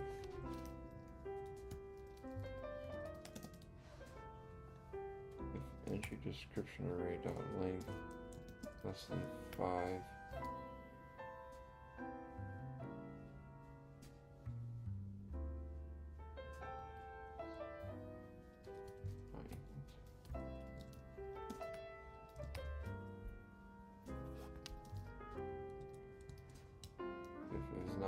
If it's equal to 5.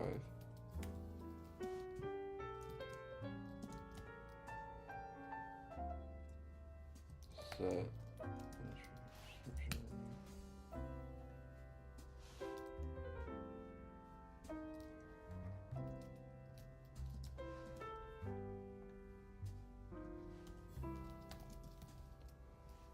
If temp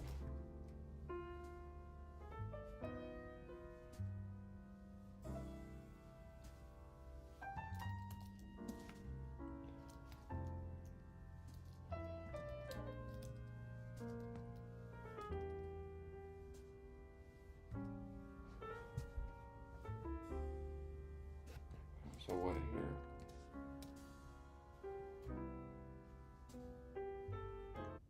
This message is brought to you by Apple Card. Apply for Apple Card in the Wallet app and start using it right away with Apple Pay. Subject to credit approval. Apple Card issued by Goldman Sachs Bank USA, Salt Lake City branch. Terms and more at applecard.com. Entry if end of the loop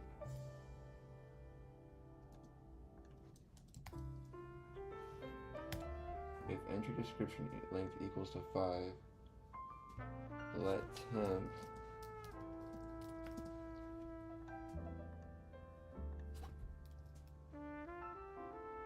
if temp not equal to 500.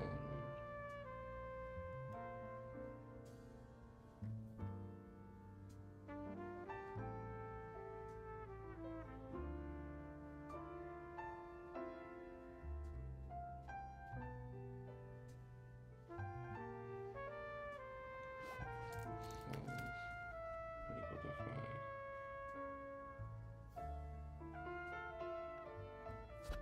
So then how about that?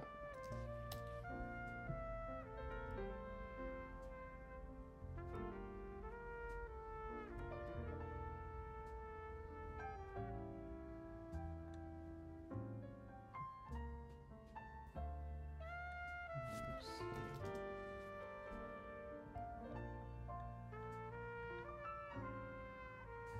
You need to use new set right now. You're calling set like a function which won't give you what you're expected to. Oh, because we need to label this. Okay.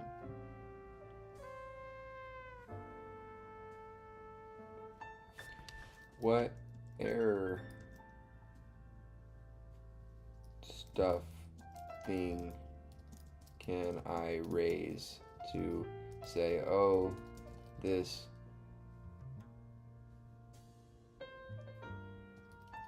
didn't work?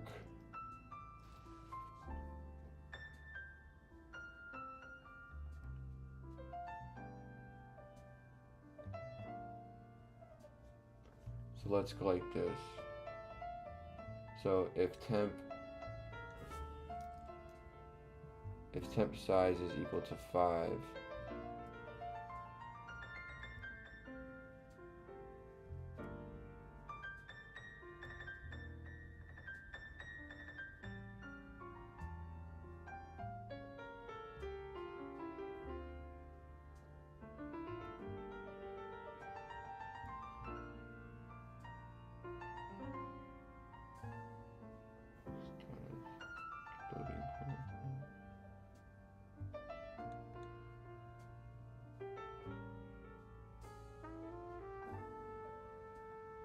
we'll take all this.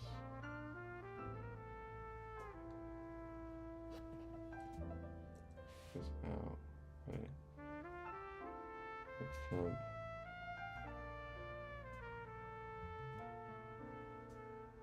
This is not equal to 5. Else.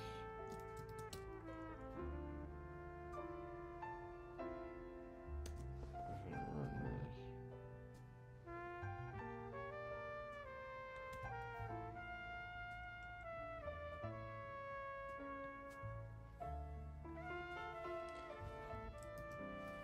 Okay, so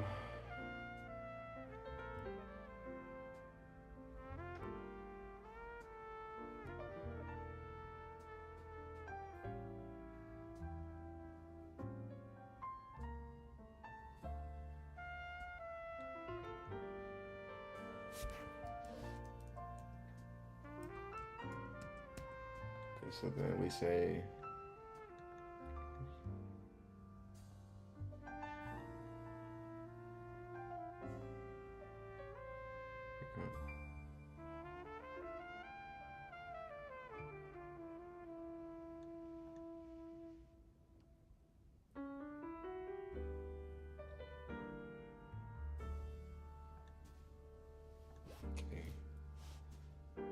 if the size is not equal to 5,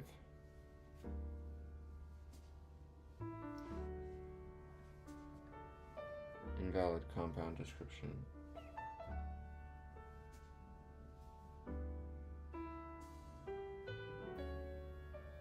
If the value is not equal to that, push that else.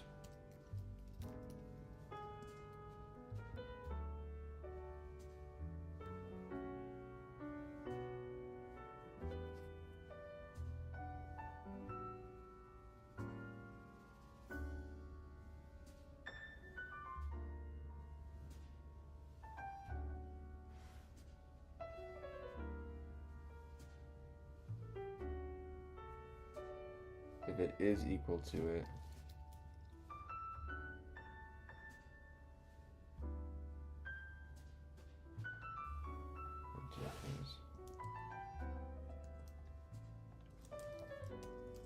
there.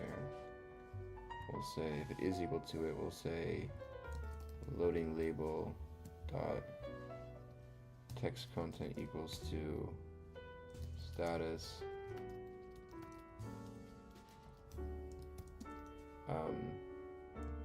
line air blank compound description. Else we'll push the value.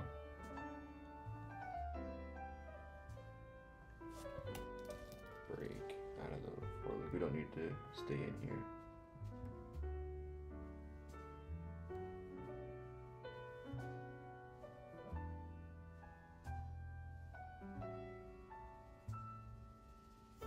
If there's 5, well, we already will have 5, so we don't need to do this. There. Back this up. Let temp set, if temp set not equal to 5,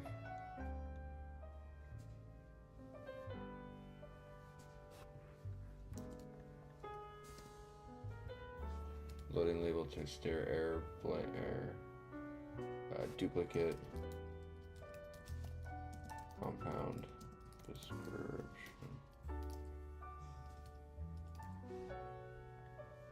Okay.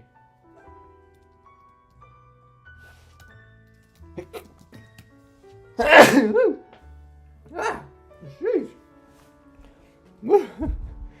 Whoa. That woke you guys up, probably. So, if it is equal to a blank, we push a break. We don't need to do that.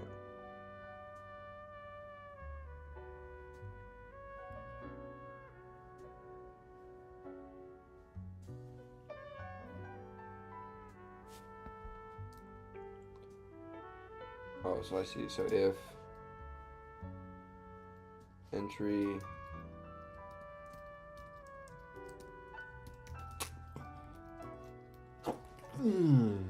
length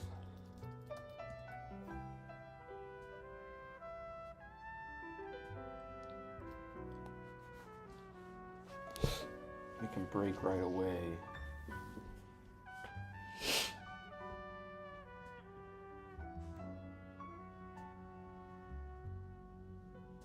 So do I need to do this? I'm already checking over the values here.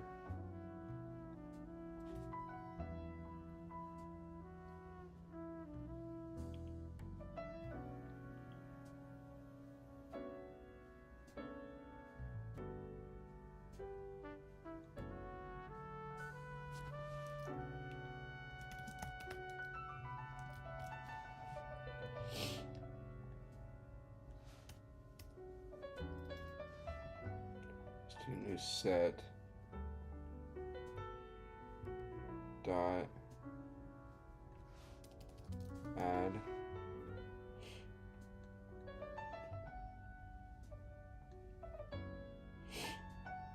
at the end of this loop if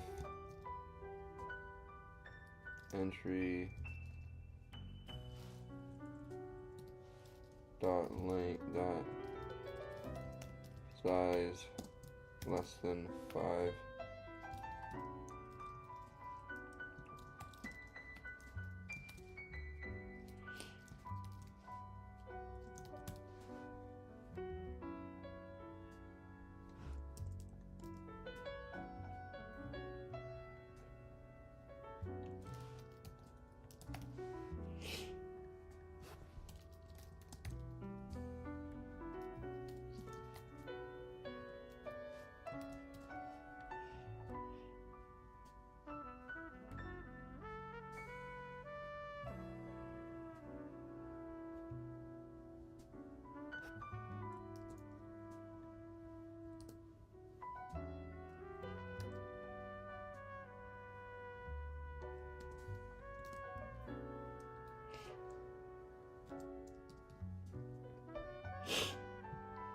Okay, else.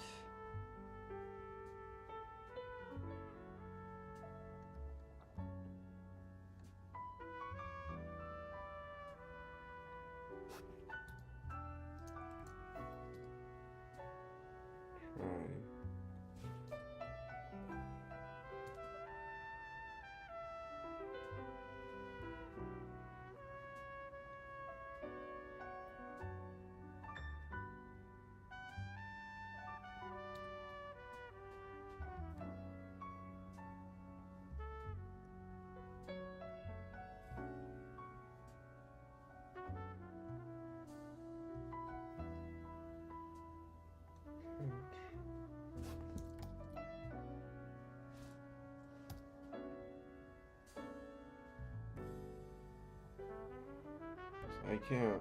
I suck at this. These stupid. All these semicolons are just so annoying. It's literally like unreadable in my opinion. It's so bad coming from Python.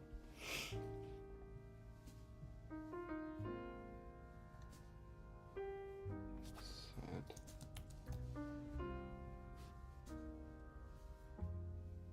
You actually close your braces.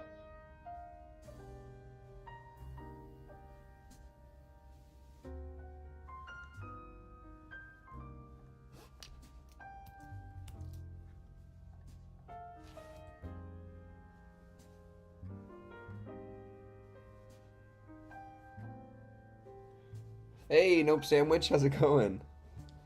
Welcome on Twitch. I appreciate you being here. Welcome, welcome.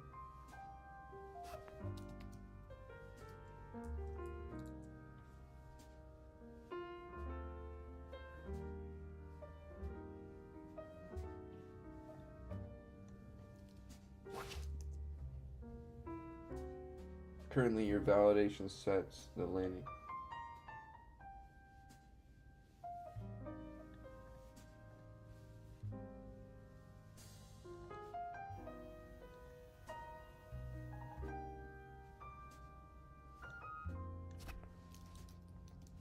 Turn, not break.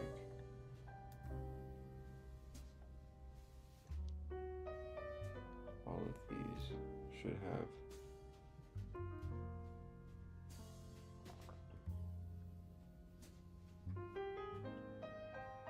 Okay, so let's stretch this out. Okay, so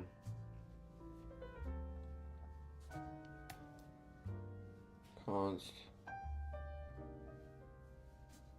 new set. If entry equals to this, error return else we add it to the set. If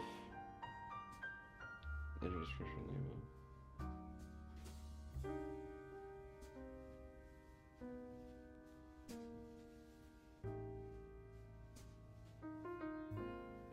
So I make this just compound entry then. For entry in compound entries. If I say if entry dot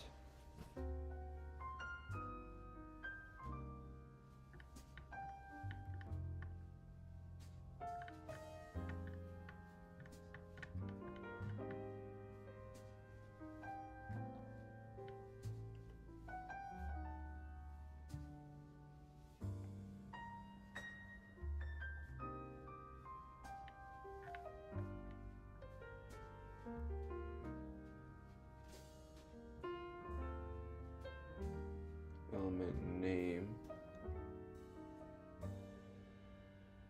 if entry dot class name is equal to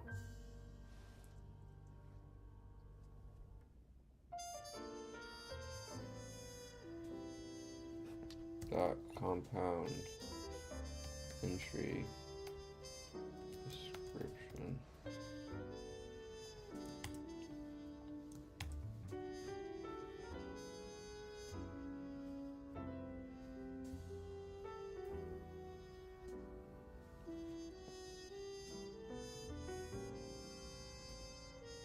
No, I don't have a Twitter. Sorry, man.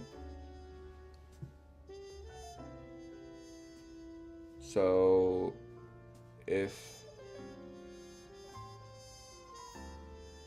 the class name equals to entry dot description, compound entry description, right?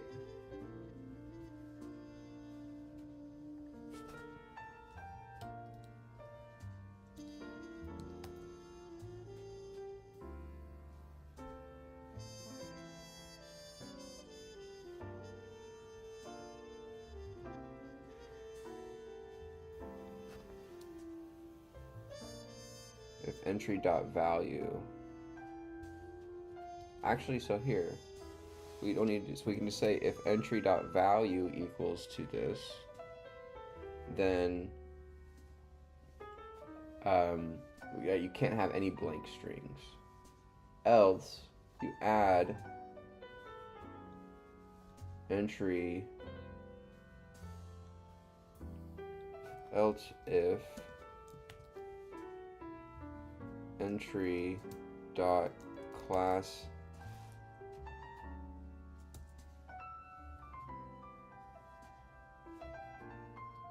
name is equal to quote compound entry description,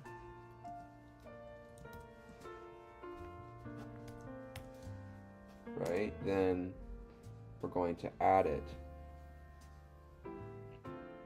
Okay, I think that that looks pretty good. Let's check. Boom, we back. I didn't hear if you had a Twitter or not. Yeah, I don't have a Twitter. Sorry, I don't really have any more social media. I do have a LinkedIn, but I purposefully deleted social media and short form content stuff and all that to focus on studying. And I stopped playing video games. I'm really like dedicated to the grind and the lock-in. I appreciate you guys so much here. I stream every single day after my job as a chemist. I work 9 to 5 as a formulation chemist, because I have a degree in human biology and a minor in chemistry. I've been teaching myself code every day after my job for about 7 p.m. PST every single day for about 11 months now.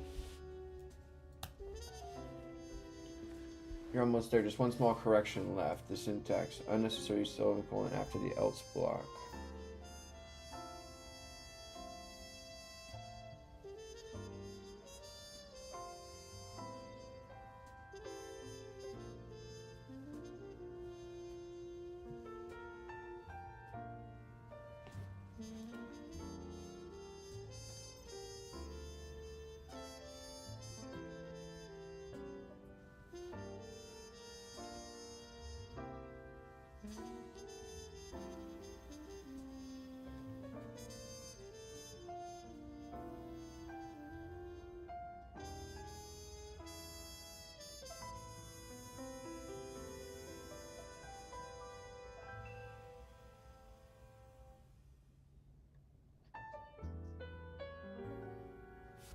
I want to make sure RF is not blank too, but they can be dupes.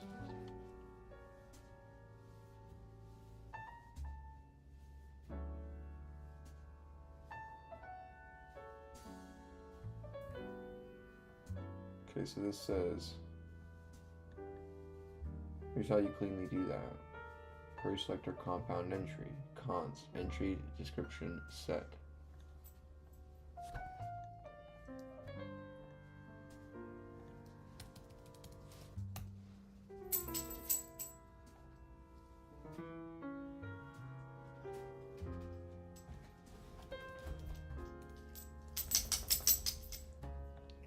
What's going on?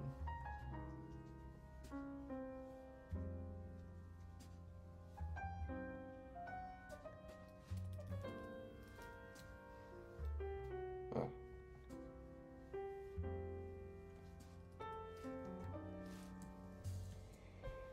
Come on.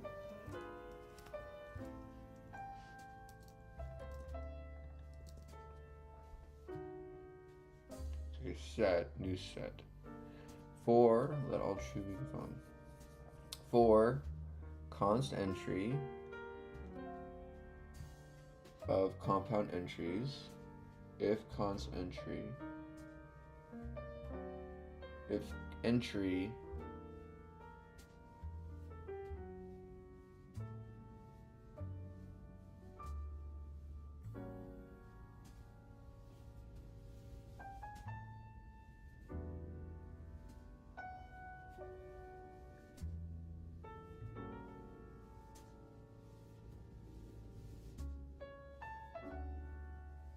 well, this returns the class.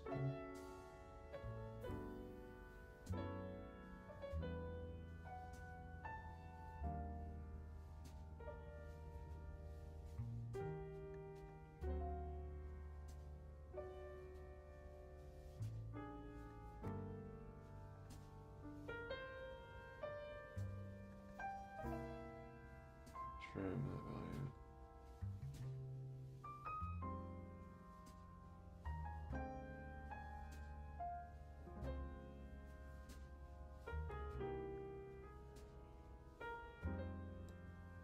Yeah, I completed the business manager project, Shanak. It's on my GitHub. I also have a community version that you guys can now contribute to. So if you want to look at my code and contribute, go check out the small business manager community version on my GitHub. I need to go to bed too, so lock it. I'm about to head out here. Okay, so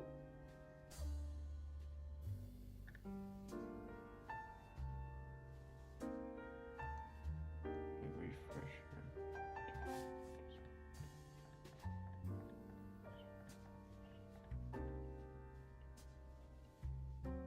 Compare duplicate compound description.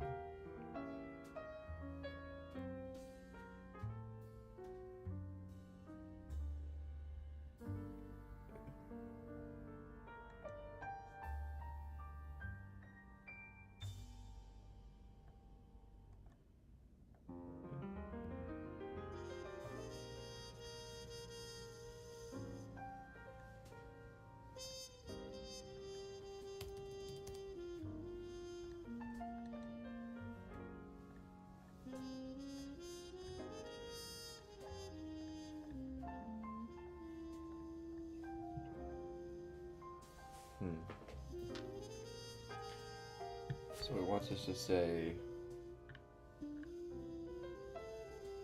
if entry.classlist contains, then break. So if entry.classlist.contains compounds,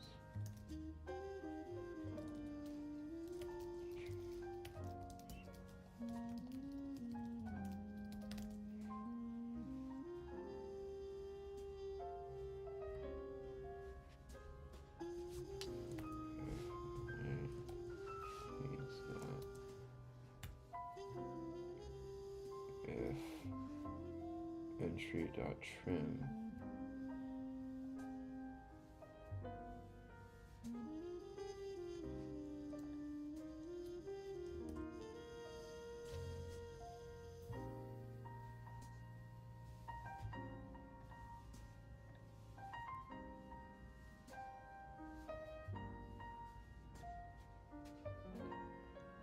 if entry.value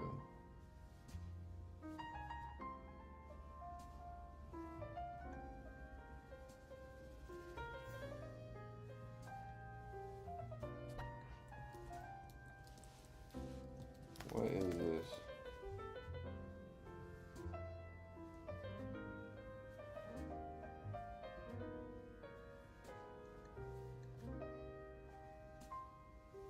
Trim out all the white space.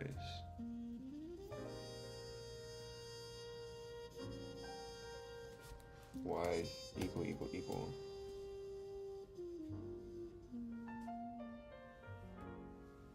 It's also a string. Okay, so if it's equal equal equal, if value dot trim, which will remove the white space, then we return.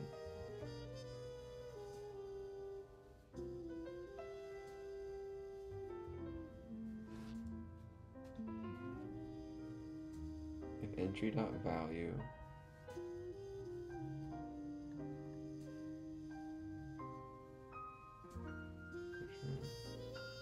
so let's take this.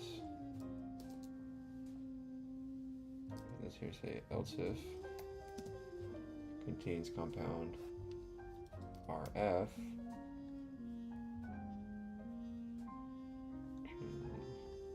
blank RF.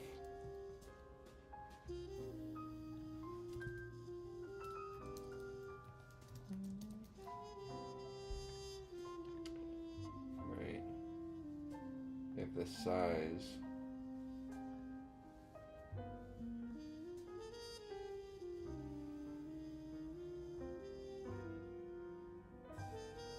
if it contains if the trim equals this else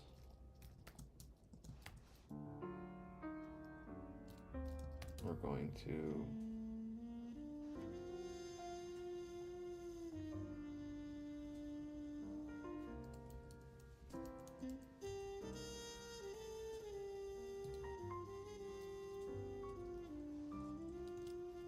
else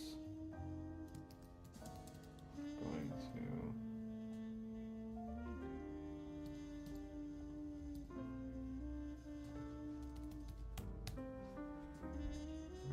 else we're going to entry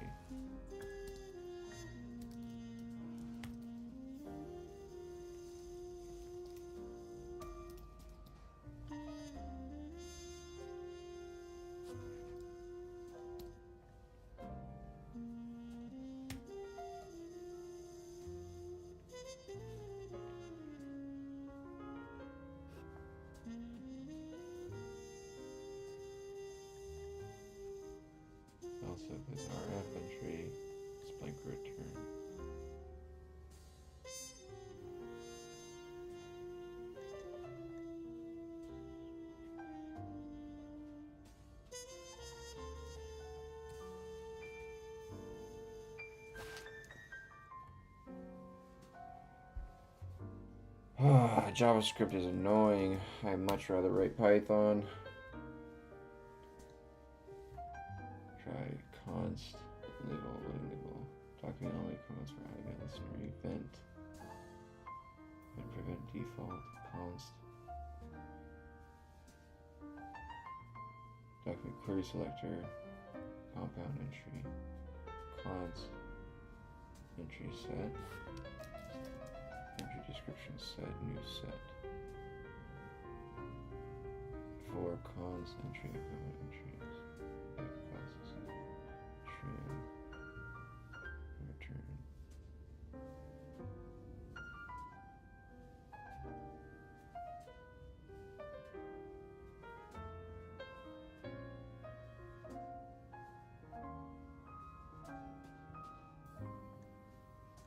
So that's why it has that. Copy this.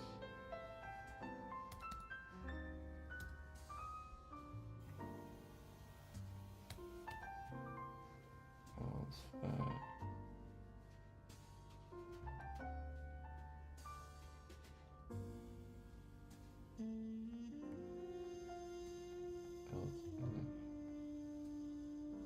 Else if opens.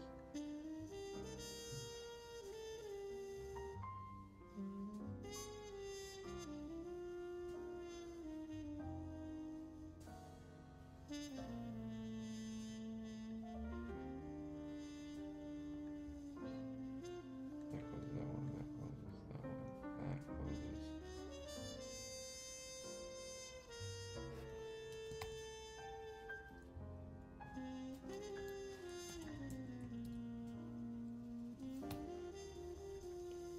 Else if.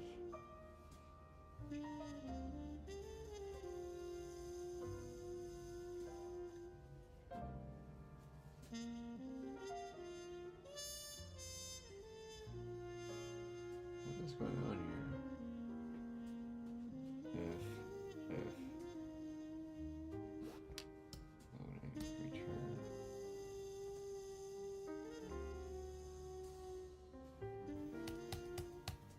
Else, that.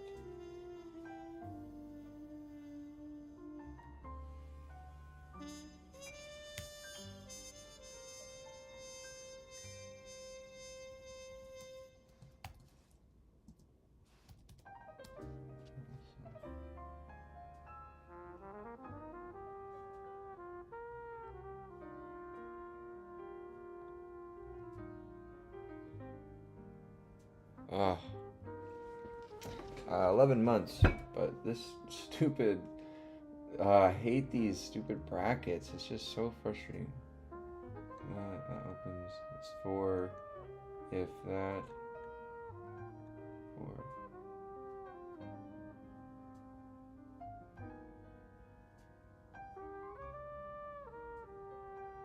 Guess we need to have our for loop close here. Now if outside that, there we go. So now if I go here, refresh,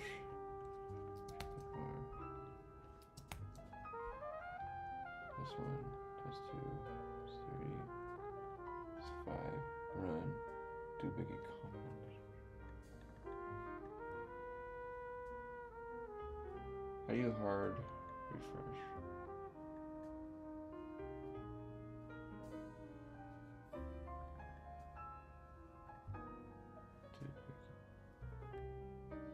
This one.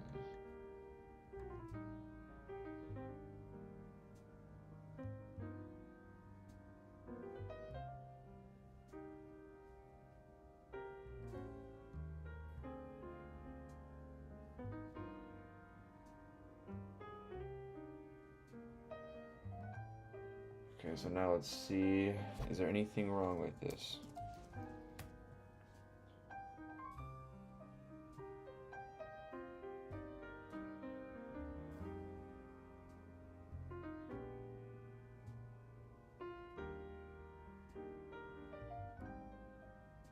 Okay, if it's just basically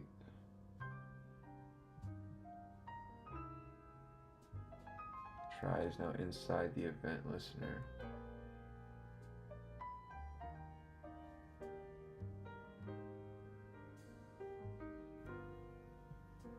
Oh, so he takes the try block,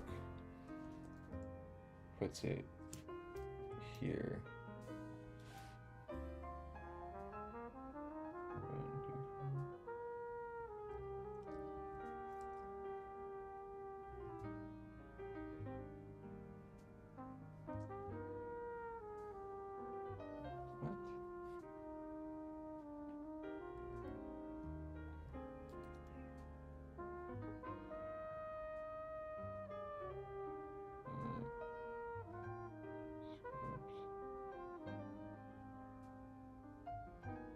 Catch error, console log error. I'll take this. Load.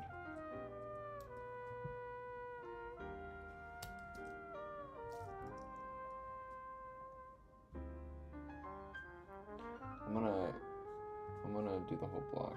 It's pretty much exactly the same, except of the small syntax error, so I'm okay with taking it. It's all what we wrote.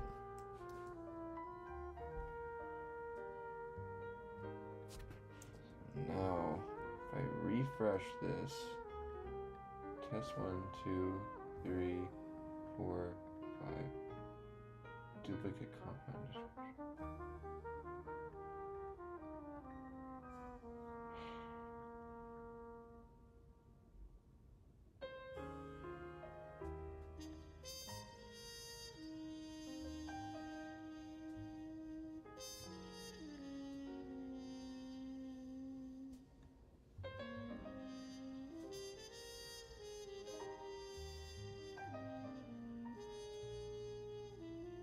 I don't know what the...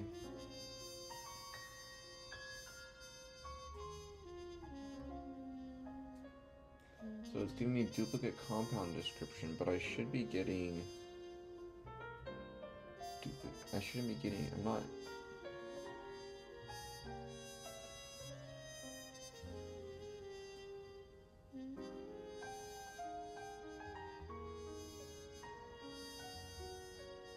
Give RFs.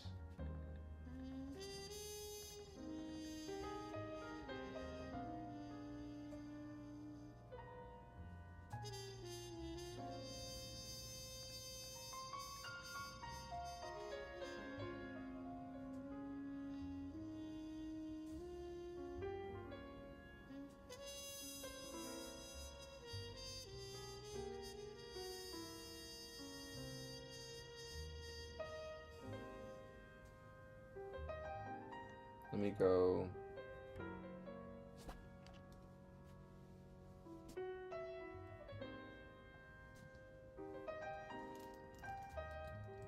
Console.log compound. Let's say entry description set. Let's refresh this. Test 1, 2, 4, 5.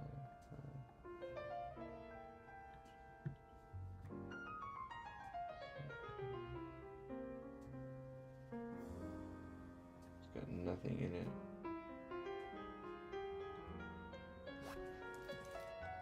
How to add to set and judgment.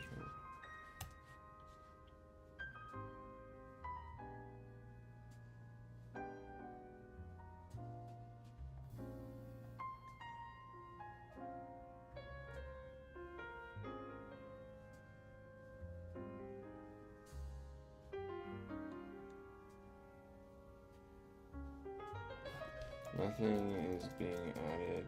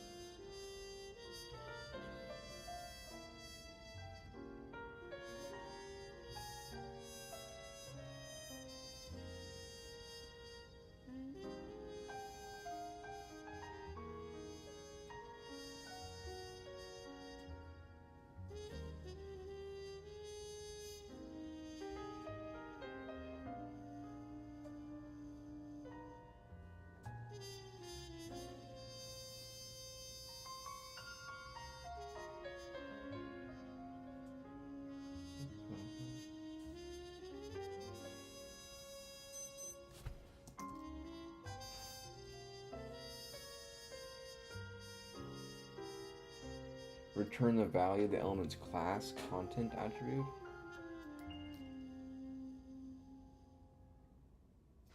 Class name.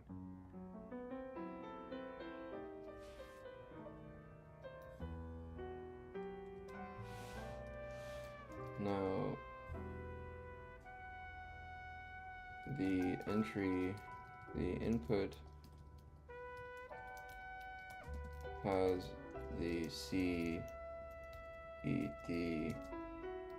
The total widget for the compound is comp entry. Yeah.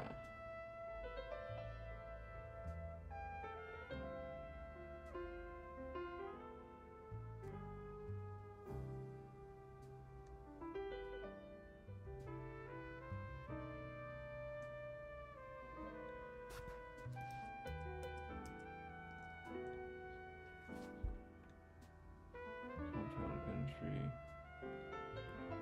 description.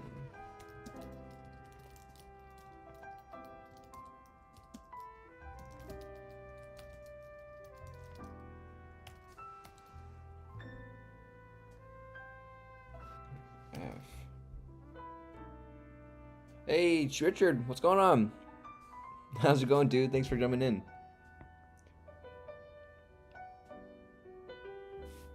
All right, dude. Thanks so much for the positive energy. I appreciate you. It's getting caught on the size. Print the size. Yeah, it's getting caught on the size.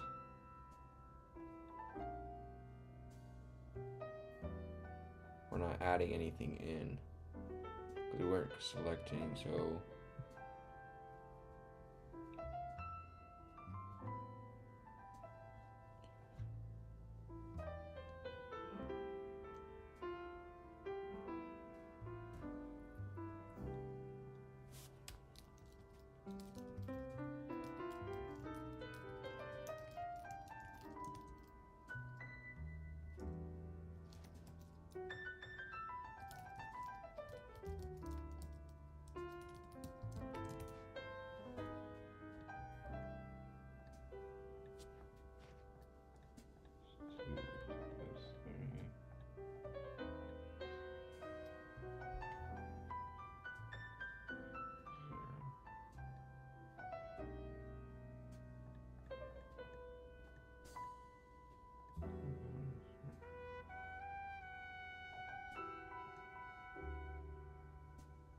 No, it's not even getting there. So if the class is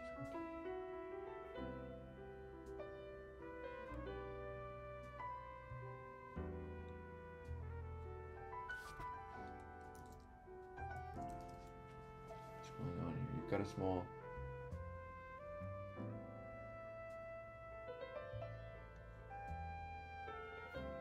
A comma.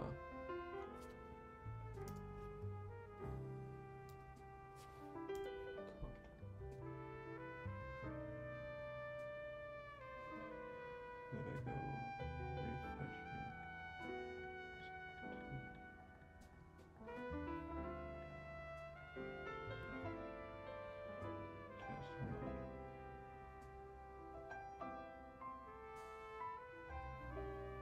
error blank RF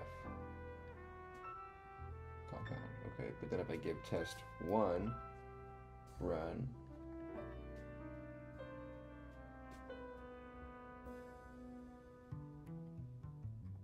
test 1, if I give test 3, test 4, test 5, error blank compound RF.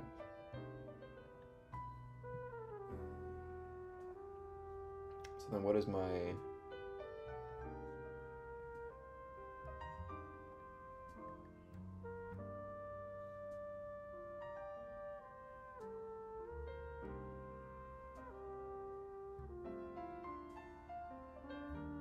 returning here? I'm not even getting to the console log here for the duplicate because I have blank RFs. So I give RF values and run blank duplicate compound. Error, duplicate compound. Now I give test 2. Run. Loading chroma plot, and boom! Finished.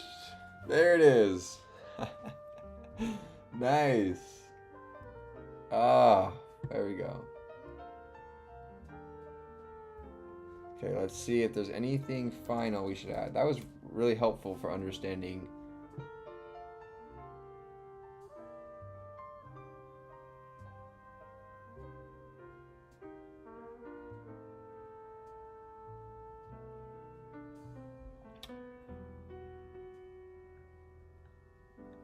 Cool. So now let's remove.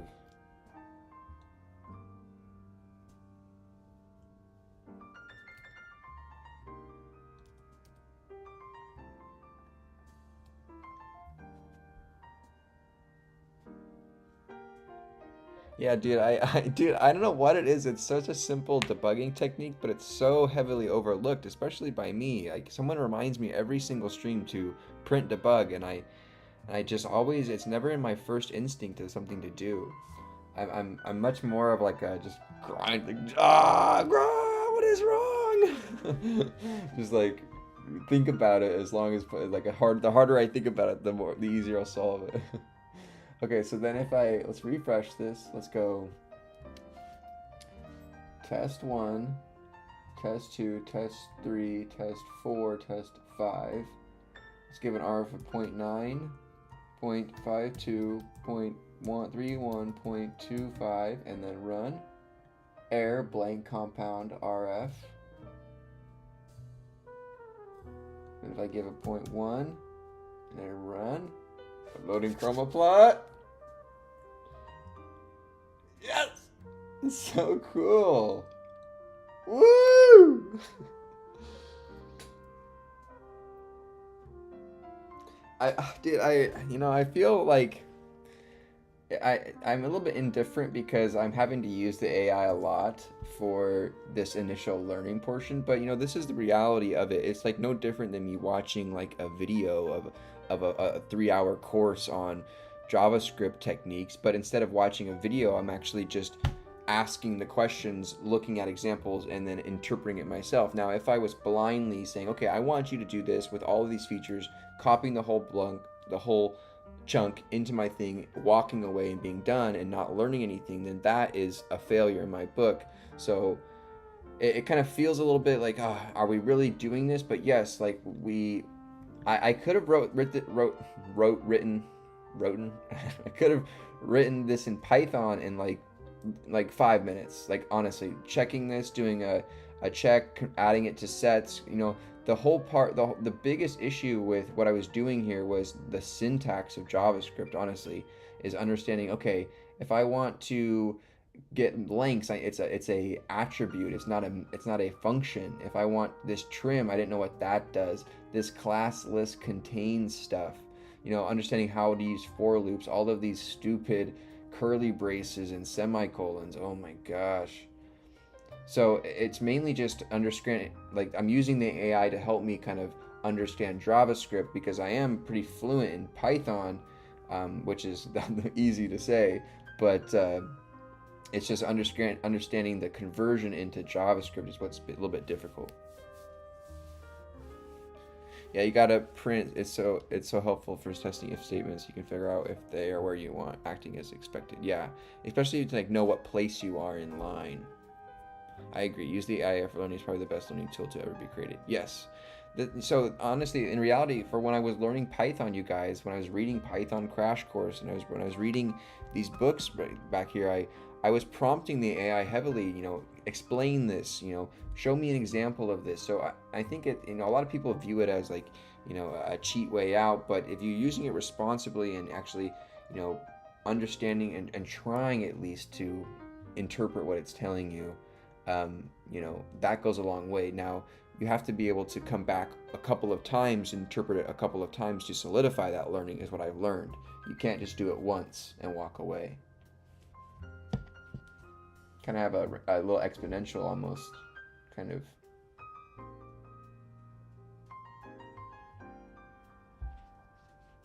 I'm a bit biased as my major is AI, but I agree with you 100%. Yeah, that's been my preaching in this channel, is that, I do use the AI, but I don't have a TA or a professor or someone I can go to, a learning center, or I can go to for this advice. So I'm treating the AI, or ChatGPT, as my TA, as my professor, and my professor would never outright give me answers. It would never, unless I was so stuck to the point where I wasn't understanding it at all, to where I could learn from an example or an answer, then that can be helpful. But if you're really trying to, if you have some knowledge and you're wanting to work your way downwards into a solution, then, I use it as that. I would go to my TA or my professor in college and say, hey, I need some help on this. Can you give me some help? And they would sit down over my shoulder and, work with me on these chemistry problems or physics problems or whatever. And so I'm using it the exact same way, and trying my best to be responsible and convey that to you guys here. Yeah, personalized tutor. And honestly, I really think that not a lot of people realize the capabilities that it has for teaching you things. I think that is the groundbreaking, honestly, the groundbreaking um, attribute or feature of it, is the aspect that it honestly has, in my opinion, it might not replace programmers, it might replace teachers or educators. It, you know, if you have an AI that has like a fluent enough voice and whatnot, and can run games and stuff, why have like a kindergarten teacher or like a first grade teacher?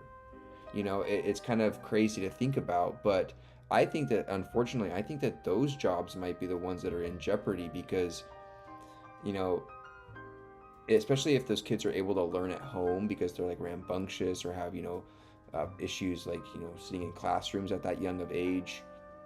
Like, the online learning platforms are probably going to skyrocket because of it, and homeschooling is going to be crazy, and kids are just going to be smarter from a younger age. So that's why I invest big into the AI companies, tech companies, because millennials have started. If you guys, a little side note to end the stream here, millennials have been given their 4-year-olds and 5-year-olds, or 2-year-olds, honestly, iPads just to shut them up. So I had a Nintendo DS growing up, and that was enough to have me basically be cooked and baked into tech for the rest of my life. And so imagine having an iPad with unfiltered access to the internet and everything, and Reddit for at the age of like 2 years old. Those kids are going to be buying those types of products, those types of medias, for the rest of their lives. So if you guys are, honestly, that's my outlook, my crystal ball onto the future with like stocks and everything. And the tech people are saying, oh, you shouldn't be really tech heavy, but 2-year-olds have iPads, so that's proof in the pudding. I'm excited that my kids will have more access to things like programming way younger. Yeah, it's going to be very, very interesting for sure. All right, you guys, thanks so much for joining me tonight. I really, really appreciate you guys being here and hanging out with me once again. We were successfully able to write some JavaScript today. It took us quite a while to get through the if-else chunks here. I know that there's probably some fancy JavaScript way of actually doing this without, if-else statements and tons of whatevers, but this is all I have at my current disposal of my knowledge right now, so we're just working with what we got. So we successfully validated on our page here for you cannot have duplicate compounds because if you have duplicate compounds, you can't generate, because my goal is that I'll have these compounds name be these hash marks rather than integers. So the compound names will be populated here as these X values, and so they can be labeled as such. So then that's why you can't have duplicates, or it has issues, handling that. And then, but you can have duplicate RF values, but nothing can be blank, right? Nothing can be blank, error blank, right? This will say blank because I have the compound description blank, but then now RF is blank. And then we run and we get the chroma plot if we have all of our data okay. And there it is. All right, you guys, thanks so much for joining me. Leave a like if you guys are still hanging out, part of the late night crew. I really, really appreciate you guys all being here. from Richard, Andre, Shonek, Sholakin, Hayaki, John, Ray, Nope Sandwich. You guys are the best. Anyways, I'll see you guys tomorrow around 7 p.m. Peace, dude. Happy to have found your channel. JavaScript sucks, by the way. Worst popular language there is. I am agreeing with you. I really do not like these curly braces for... It just gets so messy. I don't... I just cannot follow these curly braces now. It's just day 3 or whatever of JavaScript learning. We've been doing 11 months of Python. We're able to write full, algorithms and learn matplotlib and, pandas and all these libraries in a few days. We're able to teach ourselves these things. So we are very fluent and very knowledgeable in Python and able to do things very well. And, I'm able to answer some of like these more advanced questions for like, Dunder methods and how to make custom classes because of those and stuff. So that's because like the fluent Python and the DSA in Python reading that we've been doing. So it's really awesome that we've come this far, but JavaScript it's hard at transitioning to another syntax when you're so used to one. But anyways, I really appreciate you guys being here. I'll see you guys tomorrow. Thanks for hanging out with me, and good luck out there.